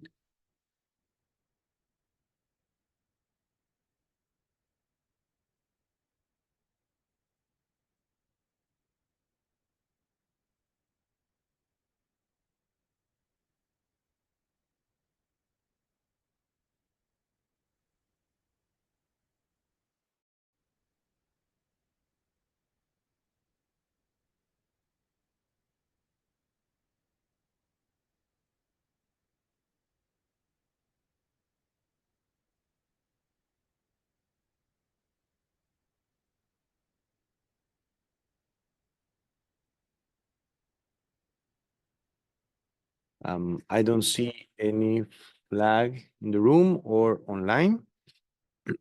So if that's the case, let us continue then with the next speaker, Mr. Anthony Nicoli, Supervisory Consumer Safety Officer for the Office of Import Operations and Regulatory Affairs at the United States Food and Drug Administration, who will be presenting on the use of AI and or machine learning for the digitization of food product imports. Mr. Nicoli, joining us online, you may now take the floor. Thank you, Mr. Chair, and thanks to the committee members for inviting me to present at this presentation. Looking forward to the conversation. I was able to present a couple of months ago on some digitization efforts, so it's really exciting to see all the things from across the world that folks are doing and really helping out trade and legitimate trade across the world. As mentioned, my name is Anthony Nicoli. I'm a Supervisory Consumer Safety Officer with the Office of Import Operations, United States Food and Drug Administration. Our office is responsible for reviewing and examining all the products that FDA regulates that are offered for import into the United States. So we'll talk a little bit about why that's a very large job to do and why digitization is not necessarily something that we want to do, but something we have to do to make sure that we're able to do our job effectively. Next slide, please. So before I kind of get into the meat of how we've gone into artificial intelligence and machine learning and use that, it's good to know where we come from. The United States has a long history of regulations that strive to keep the public safe, while at the same time facilitating compliant trade, including acts such as the Drug Importation Act, the Tea Importation Act, and the cornerstone of the modern FDA, the Pure Food and Drug Act of 1906. But pretty much from the 1800s all the way up to the 1980s, that has been a very manual and paper-driven process. In the 1990s and the 2000s, the agency saw the need for the digitization, was an early participating agency with U.S. Customs on moving to digital world to review products coming into the country. Our first electronic systems began use in the 1990s, and we were able to review shipments coming into the country electronically and communicate decisions on some admissibility decisions without getting any paperwork. Early in the 2000s, FDA was processing close to 8 million shipments per year that were offered for import at our borders. Many of these shipments required firms to register with FDA and list products that they produced. To aid in this, FDA issued guidance and started accepting those registrations electronically, which rapidly increased compliance for products that required that information. The digitization also allowed FDA to more effectively target shipments with violative histories so that we could detain the products, such as those products that were listed on Import Alert, and assure that they were safe for entry into the US. Digitization allowed FDA to more quickly release items that had good compliance history, bringing legitimate trade into the US commerce without unneeded delay. The 2000s also saw the first rules requiring information to be submitted to FDA electronically under the prior notice provisions of the Bioterrorism Act of 2002. By the end of the 2000s, the annual number of shipments being processed was over 21 million a year, and FDA was already looking at what the future would be in handling the increased load. So in the 2010s, we were seeing an increase of shipments every year, about 5 to 10%. So a new targeting tool was developed called PREDICT, or the Predictive Risk-Based Evaluation for Dynamic Import Compliance Targeting. We'll talk a little bit about this on the next slide, but just briefly here, other stuff that we looked at during that time was a system called ITACS, or the Import Trade Auxiliary Communication System, for use by regulated industry. This system allowed anyone to query a shipment to see current releasable status, provide documents to FDA regarding the shipment, and communicate availability of the shipment for examination, all electronically. Further enhancements allowed firms to receive required notifications to be sent electronically, drastically reducing the time it takes to receive admissibility decisions for products that have been examined or detained by FDA. FDA also promoted a transparency initiative to help educate the public and regulated industry on FDA findings such as refuse entries, firm product combinations, Import Alert, volume history, inspection history of firms, and more.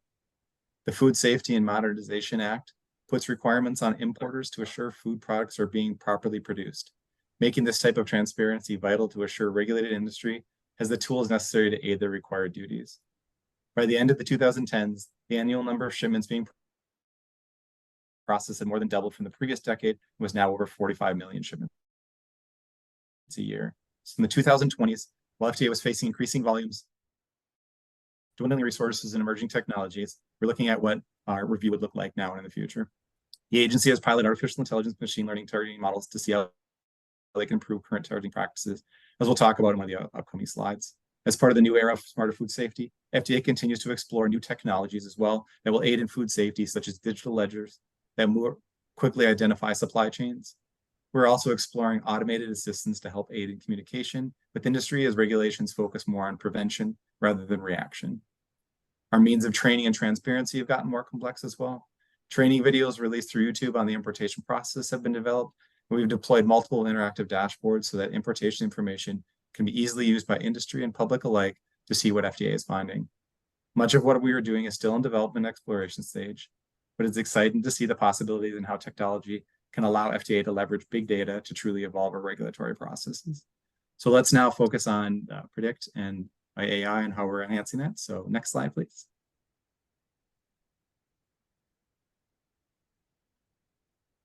So there's definitely been discussions internally within FDA of whether or not Predict would be considering machine learning. But what it is has allowed FDA to use continual learning to improve our targeting since its inception.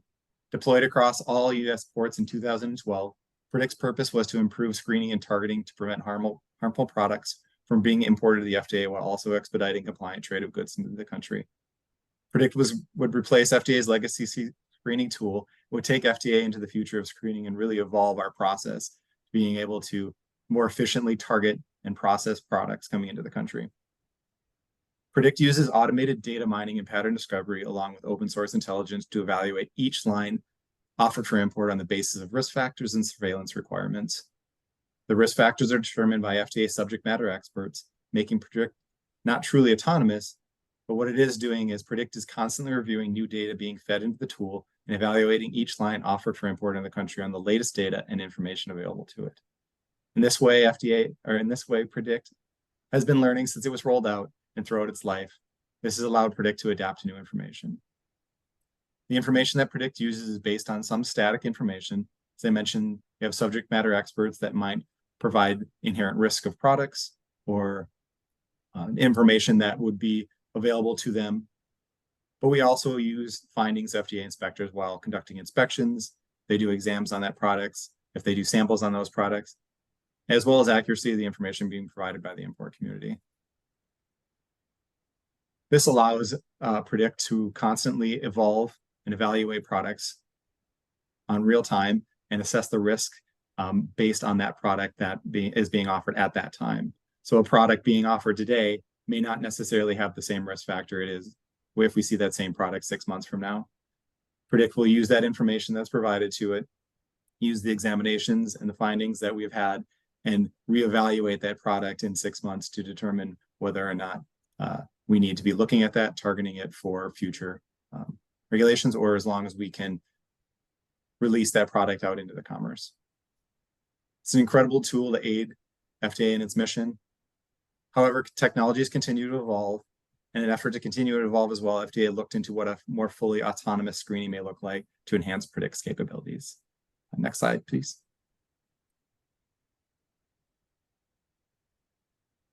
So over the last handful of years, FDA has been piloting AI machine learning tools that can be used to help augment FDA's screening capabilities. The training so far is focused on targeting of seafood, as over 90% of seafood products consumed by Americans is being imported into the country. This allowed FDA to have a fertile testing grounds for any new targeting tool and allowed us to see how AI machine learning could enhance our targeting system that we currently have. The pilots began with phase 1, which was a proof of concept to simply validate whether it would work or not. The proof of concept was trained on years of retrospective data to determine what potential results of using the tool could find. The results were overwhelmingly positive and showed that with the models being tested, FDA could improve targeting of seafood, with the most ambitious results seeing almost a 3 times increase in targeting potential. This was not only exciting for targeting of potentially harmful products, but also for FDA to reduce the impact on compliant trade by focusing on the potentially highest risk products. The findings in phase 1 allowed FDA to greenlight a phase 2 pilot that could further explore the model usage in real life. Phase 2 was again performed on seafood products, as were all the phases of this piloting that we've done so far. This time, the models developed during phase 1 were used to conduct in-the-field targeting and were integrated into existing targeting.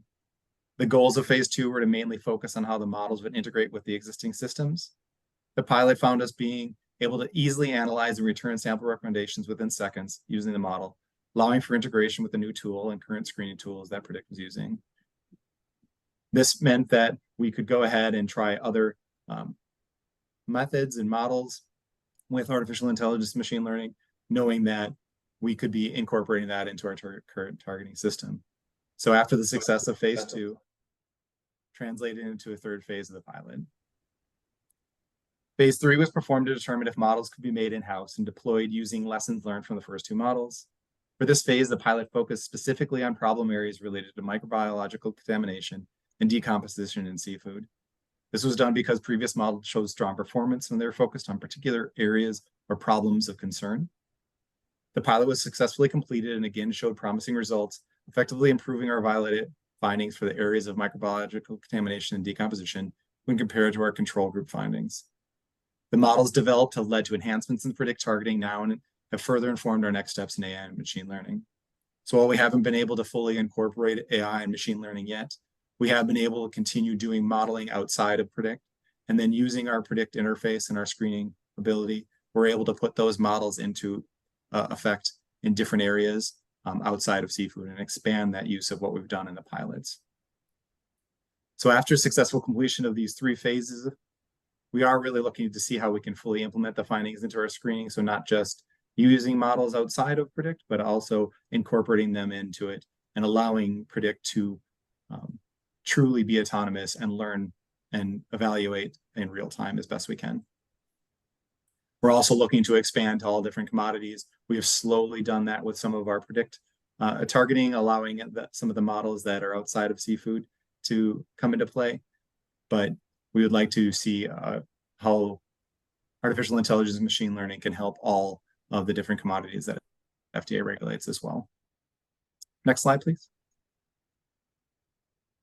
And then finally, I just wanted to talk a little bit about kind of the backbone of what we have for artificial intelligence machine learning, which includes data. Data is important for everything as we're developing these machine learnings and developing artificial intelligence. Data transparency is integral in FDA's efforts as we continue to work on being more efficient with our targeting. As I mentioned in the timeline discussion before,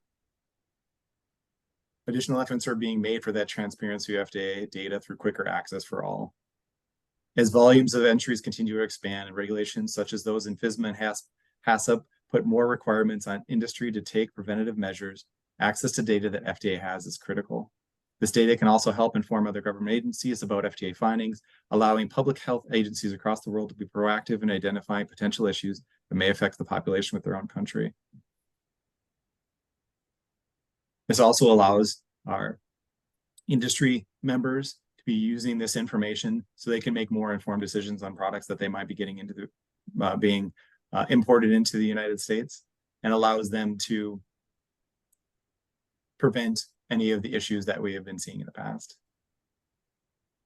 A few of the publicly available data that we have is under FDA data dashboards. We show inspectional results that FDA has for most inspections that are conducted, both domestically and those done in our foreign countries. Basic information about how the inspection was classified and what the findings can be easily searched. Compliance actions showing FDA actions taken, such as warning letters, seizures, and injunctions that we've had as a result of some of our inspections.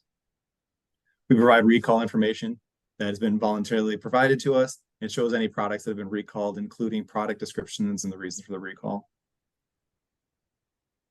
Multiple dashboards were built for import data, including overall summaries on how many lines we see for importing, including lines that are getting refused, examined or sampled for all countries and fiscal years going back to 2002.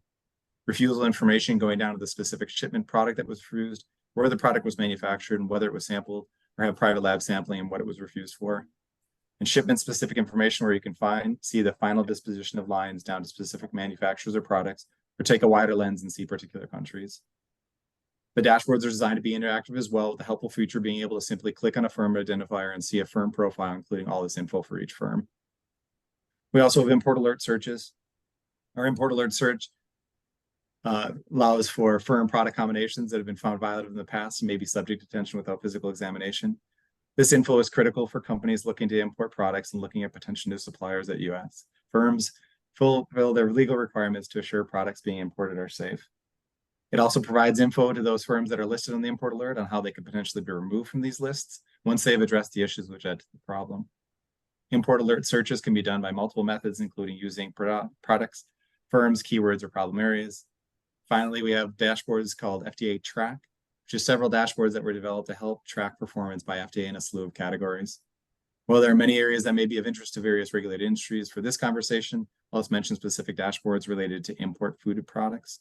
These track areas related to number of foreign inspections, recall events attributed to imported foods, and volume and results of foreign supplier verification inspections. These dashboards and search engines typically come with abilities to download large data sets, meaning that industry or foreign governments could use this data in their own systems, improving overall public health across the globe. And I think it just highlights the importance of, while we are looking at, everybody's looking at new artificial intelligence, machine learning tools that we can use to better enhance and be more efficient in our processes, we still have to rely on data and using sources of data to feed those models and improve on that efficiency. Thank you for the time. And I'll hang on for any questions later.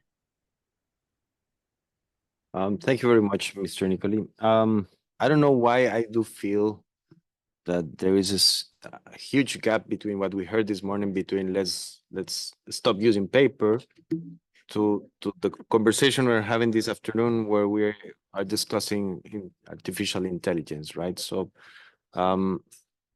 we should reflect on the fact that there is a big gap between what we should be doing 10 years ago and what we should be doing now.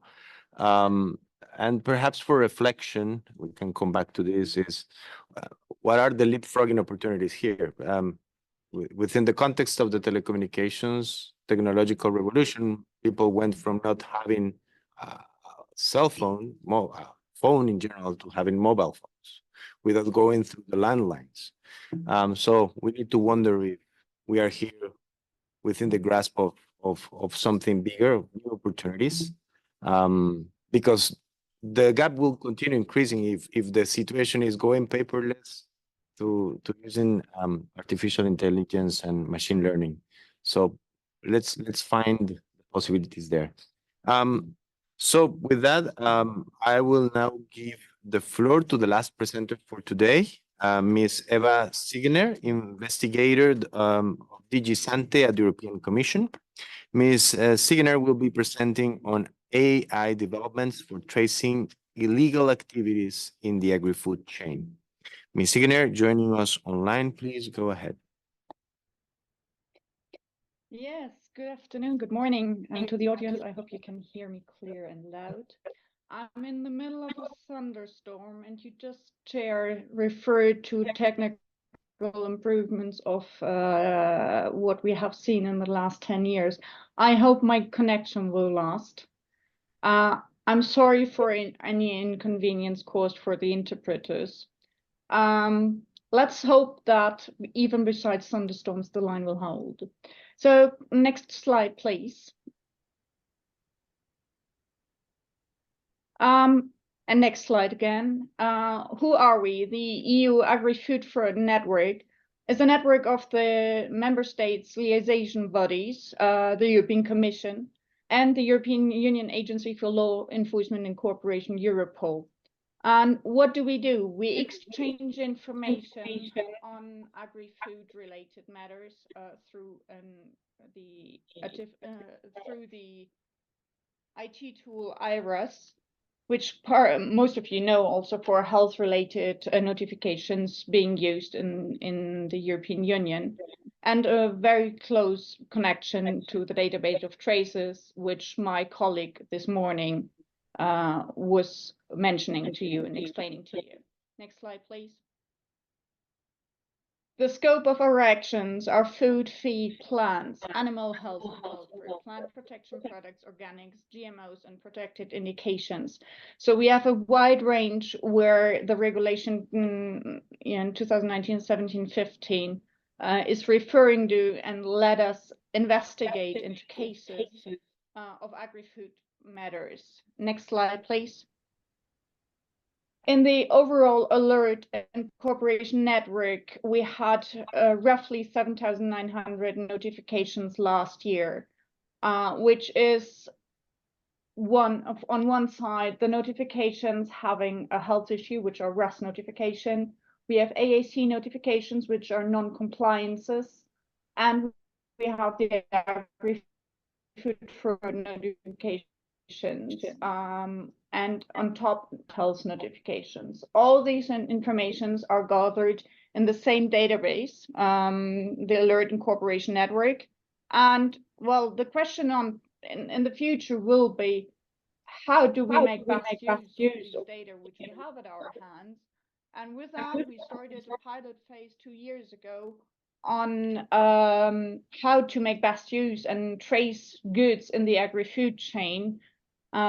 I'm an investigator in agri-food, so I'm investigating as border control people try to find out the right consignment to be checked and share information and start investigations in the European Union member states, but also get in touch with third countries. So with all of you in the rest of the world, if you see an operator not playing, as speakers this morning also mentioned, it's a legal trade we want to protect while finding out the ones who are not playing by the rules. So we started next slide, the project which resulted in TraceMap, where we tried to focus on really try to find back patterns and also products along the food chain. Next slide, please. So the fun fact about all those databases, as the chair just mentioned, well, from paper to have it in a database, and then what to do with it when it's in the database. First of all, of course, it's easier. But between 80 and 90% of all these data in our databases or relational databases and you can't search for unstructured data. Which is, of course, we saw also this morning and early afternoon those examples of these certifications having the fields everywhere, so the inspector knows where to look, and everybody knows where to look because the fields are everywhere the same.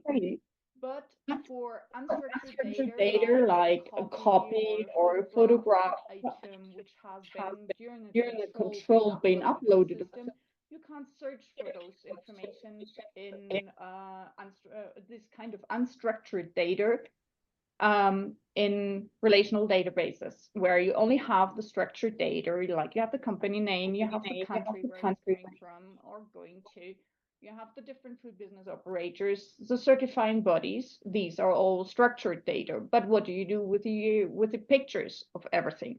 So the solution would be a graph database. So it's an evolving scheme organized in a meaningful way, always to extract useful insights from this type of data. So we need to have the relations, we need to have the traceability of products to allow the checks and also go back the chain in case of also food emergencies if we need to recall a product quickly from the market. Next slide, please. So before, just to give you a brief example, this is a product which had very high levels of lead, chromium, mercury, and counterfeit turmeric powder included, and we wanted to trace it back, and it took us quite a while to get from all the invoices and data we had at hand in the system to go back, and we had a lot of question marks even after reviewing it from a lot of different notifications going to each of the individual invoices in the system and trying to find back the lots, the importers, and everything. So this is an example of how we dealt with it in the past, and it took us a lot of time, manpower, and investigative capacities, and a lot of contacts between different people who needed to be involved. And the goal is in the future that we do this a bit more automatically, which will not exclude the human factor and the human brain to investigate in those issues, but to support through artificial intelligence the investigators working on those cases. Next slide, please. So what do? We have the IRAS database for the time being. In the pilot phase, we only use IRAS data, where we have the invoices, we have the certificates, we have analysis of laboratories, And all these were through natural language processing extracted from the database and the documents. So it was a combination of the structured data as well as the unstructured data. And the document intelligence extracted those information and then pushed it forward to a searching tool and presenting the information in a search engine and a knowledge graph.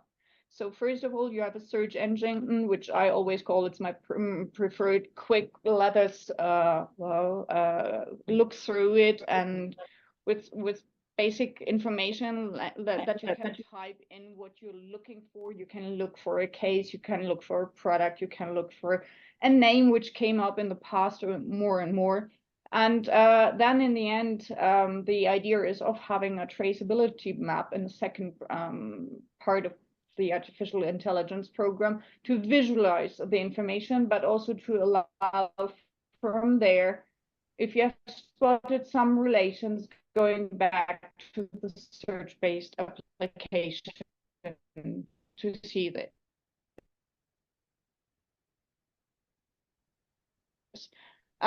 Next.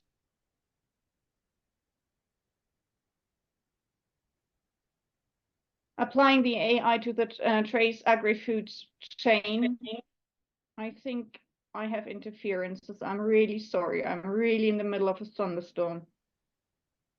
So we have those structured information and the communications in the IRIS tool, and where we have read up to 2,300 documents per day. And these were pushed to Sinequa, which is a search-based application and indexing all this information for us and pushing it to the knowledge graph of Neo4j. It should accelerate and multiply the detection of fraud and recall processes for dangerous projects. And we are aiming to detect recurrent activities and accelerating building traceability maps with that. Next slide, please.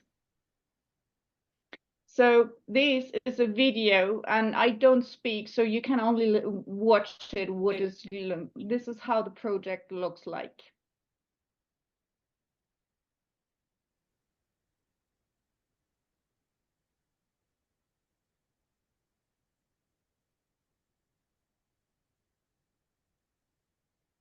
So basically, you have the follow-up of the information after you search for something. You have all the structured information. You can search for it. You have on the right-hand side the original documents, which allow you a quick reference testing look at the items. And you have all the information which we have in traces, which we have in IRIS to filter on it, having a look, adding new information on the right-hand side. So on the second step, of course, you can filter the information, because if you don't filter, you will end up with all this information which you have already in the database, but in a different setting. So you can, for example, filter on companies, you can filter the company places, or also the timeline in which you're interested in having notifications. And then you enter in the second part of it, which is the use of the knowledge graph. And all this information is pushed to this knowledge graph, which you then can use to expand more of the information visualizing, because human brain is very, very much reliable on visual information. We are very bad actually in our brains, or only some gifted ones are very good in extracting a lot of information from structured data.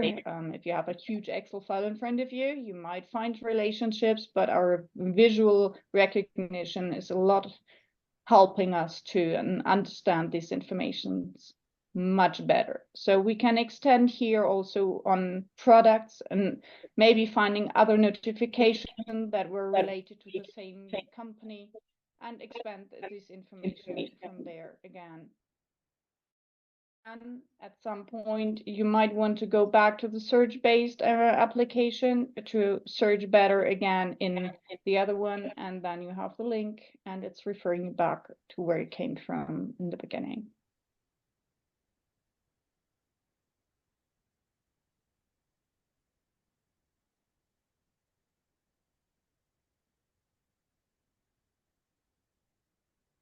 So this was just a short video on what the pilot only gave us.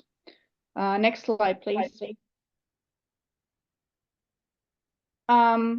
As a side project, we also started using large language modules to extract data and asking the system then questions on it.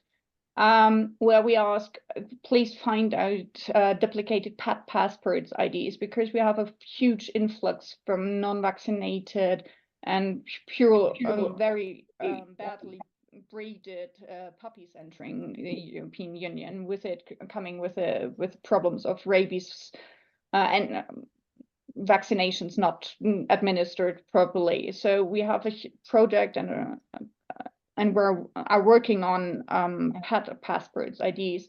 So the system was able to also extract those 1186 pages, which we asked to have reviewed within 1 hour, and still it was not optimized. And the system found 19 duplicates. So we had the same passport involving in 12 notifications. So basically it was a copy of the pet passport in different from the same number on different pets being entering the market or being checked with the same passport ID. Of course, no human brain would be able to do this work in 1 hour, reviewing 1,186 documents, besides the cost of opening the notification, finding the right notification. The accuracy is at 70%, not ideal. We are working that in the next phase, when we are enlarging the usage, also to make everybody in the member states from the competent authority making use of the system, that the accuracy will be better. And if you look at the costs for the administration, those runs will cost roughly €3 when you compare it to the cost of a human brain investigating all this information over days. It will be more expensive. Next page, please. One other thing is that we are starting to use prompts, which are known from maybe open source applications like ChatGPT, that you use a predefined questions to ask the system, what do you find in the data you have? And the initial question was, knowing what the dates stand for on a vaccination passport, do you detect any anomaly? And the answer within seconds was, there's a noticeable anomaly related to the reps and vaccine. The administration date is listed as 1st of January 2020, but the production date is March to May 2020. This indicates that the vaccine was apparently administered before it was produced, which is not possible. So it is just an example of how you can make perfect use of vaccination of AI in the databases you have at hand, also for investigation purposes. So our goal is to make the system more stable, to make it more easy and user-friendly to use, because I mean, I'm economist by training. I'm not the AI specialized person from the technological background. So I'm explaining what I need, and I just see the results and can work with it. So this is my part of the work in the program for the time being, that I'm explaining to the AI people, like, I want to do this, and how can you help me to do this? And actually, AI can help a lot without really, in the end, producing. Of course, you need double checking and human brain capacities, and maybe also between member states in the union, but at some point maybe also between the operators who might have access to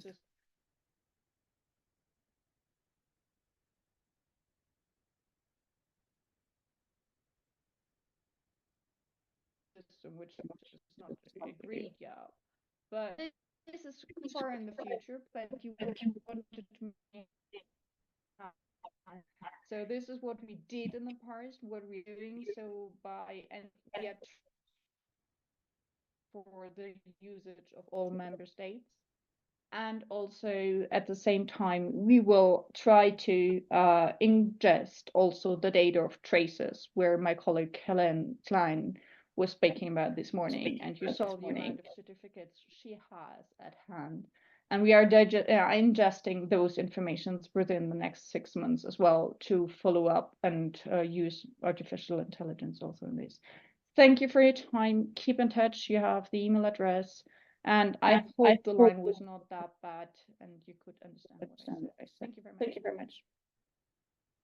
Thank you very much. Thank you very much, Ms. Signer. Here, your colleagues were telling us that it's Brussels, so it should be okay. We missed some of your some parts of your presentation, but I think in general, what I could get was really fascinating, and definitely it showcases again all the possibilities that we can get from digital tools related to SPS.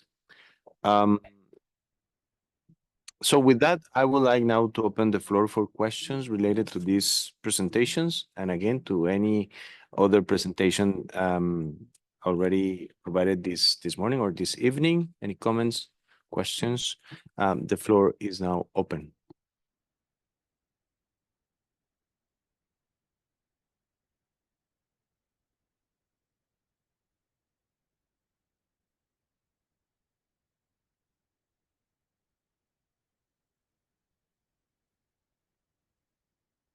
Okay, so I have a couple of questions. The first one is directed to Ms. Louise Wiggett. I think she's still with us. So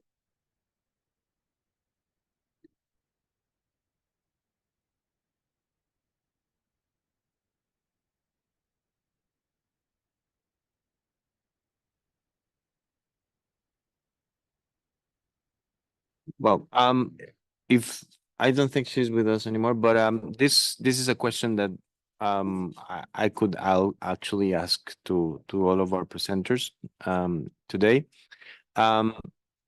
This morning we had this discussion and this strong message on the importance of having a strong relationship between the private and the public sector, especially because at the end of the day, the users of these platforms are actually in the private sector. What do you think is the main challenge that you faced when you are building this platform in order to have the private sector engaging with you in order to better build this relationship? So that's my first question, is an open question to all the presenters today, all the speakers. The second question, to those that have presented elements on artificial intelligence and machine learning, which type of guidelines have you used in including these particular mechanisms, instruments, digital tools within the scope of the SPS platforms? And what are the possibilities of linking this type of artificial intelligence elements within other platforms that are also related to trade, not only on SPS issues, but also, for instance, on trade statistics? So these are two general questions. I don't know, perhaps we can begin with Dr. Lee, if you want to provide any comments, questions, reactions. Okay, thank you, Chair. And as we all know, China's foreign trade industry is developing rapidly. Each year, Chinese customers conduct surveys on the impact of foreign SPS and TBT measures. The results show that every year there are enterprises suffering losses due to being unaware of changes in foreign SPS and TBT measures. Over 70% of foreign trading parties hope to receive government assistance in terms of information sharing on SPS and TBT measures. Additionally, as for the platform of SPS and TBT measures, in terms of EPing. The EPing platform is primarily in English, while China's language is Chinese. So enterprises often struggle to use EPing or understand the relevant information. Therefore, the challenges for me to is for China, we developed SPS and TBT Express to build a communication bridge and effectively achieve positive interaction between the government and the enterprises.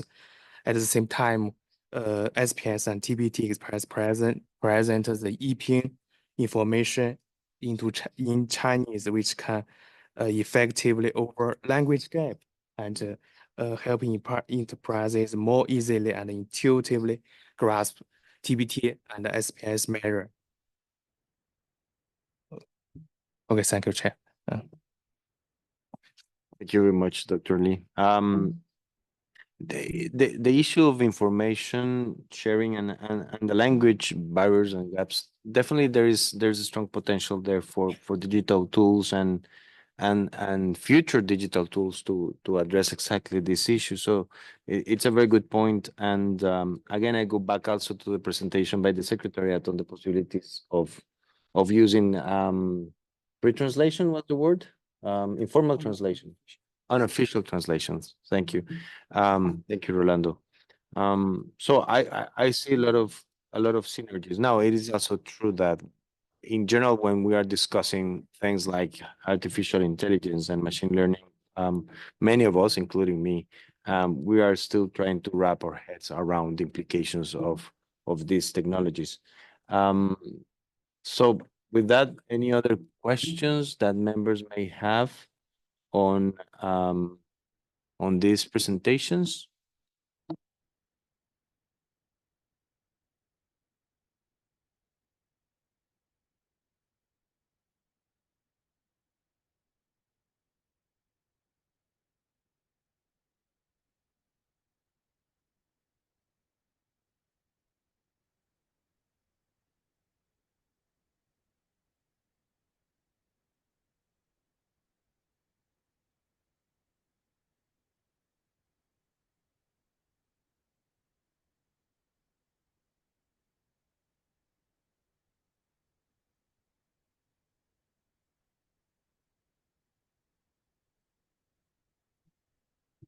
I see the flag of the United States. United States, you have the floor.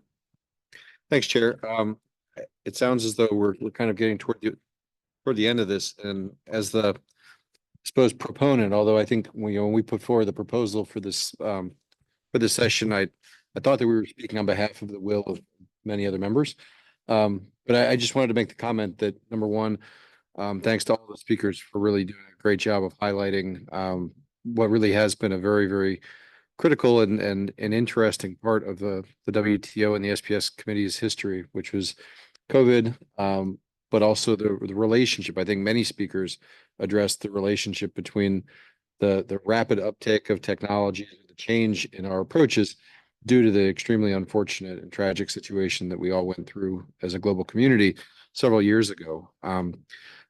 For the purposes of our efforts moving forward for the report, I think we have lots to reflect on. And I think that the inputs will probably go far beyond what we've discussed.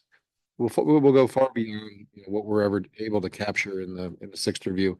And so I think as we as members contemplate what that review is going to look like, or what the summary of that's going to look like, we should be mindful of the presentations that we heard here and formulating whatever recommendation we may decide to come up with.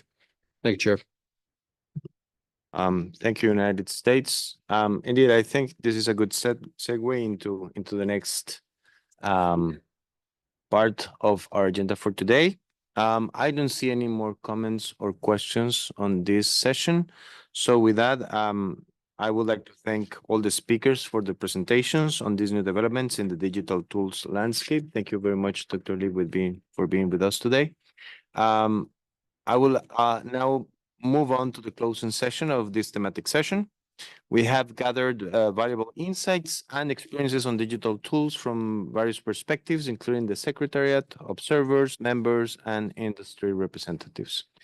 Before concluding, again, I will welcome any additional thoughts on the presentations or suggestions for next steps. Here, I probably understand that Rob already provided some initial comments, but again, the floor is now open for any comments or reactions.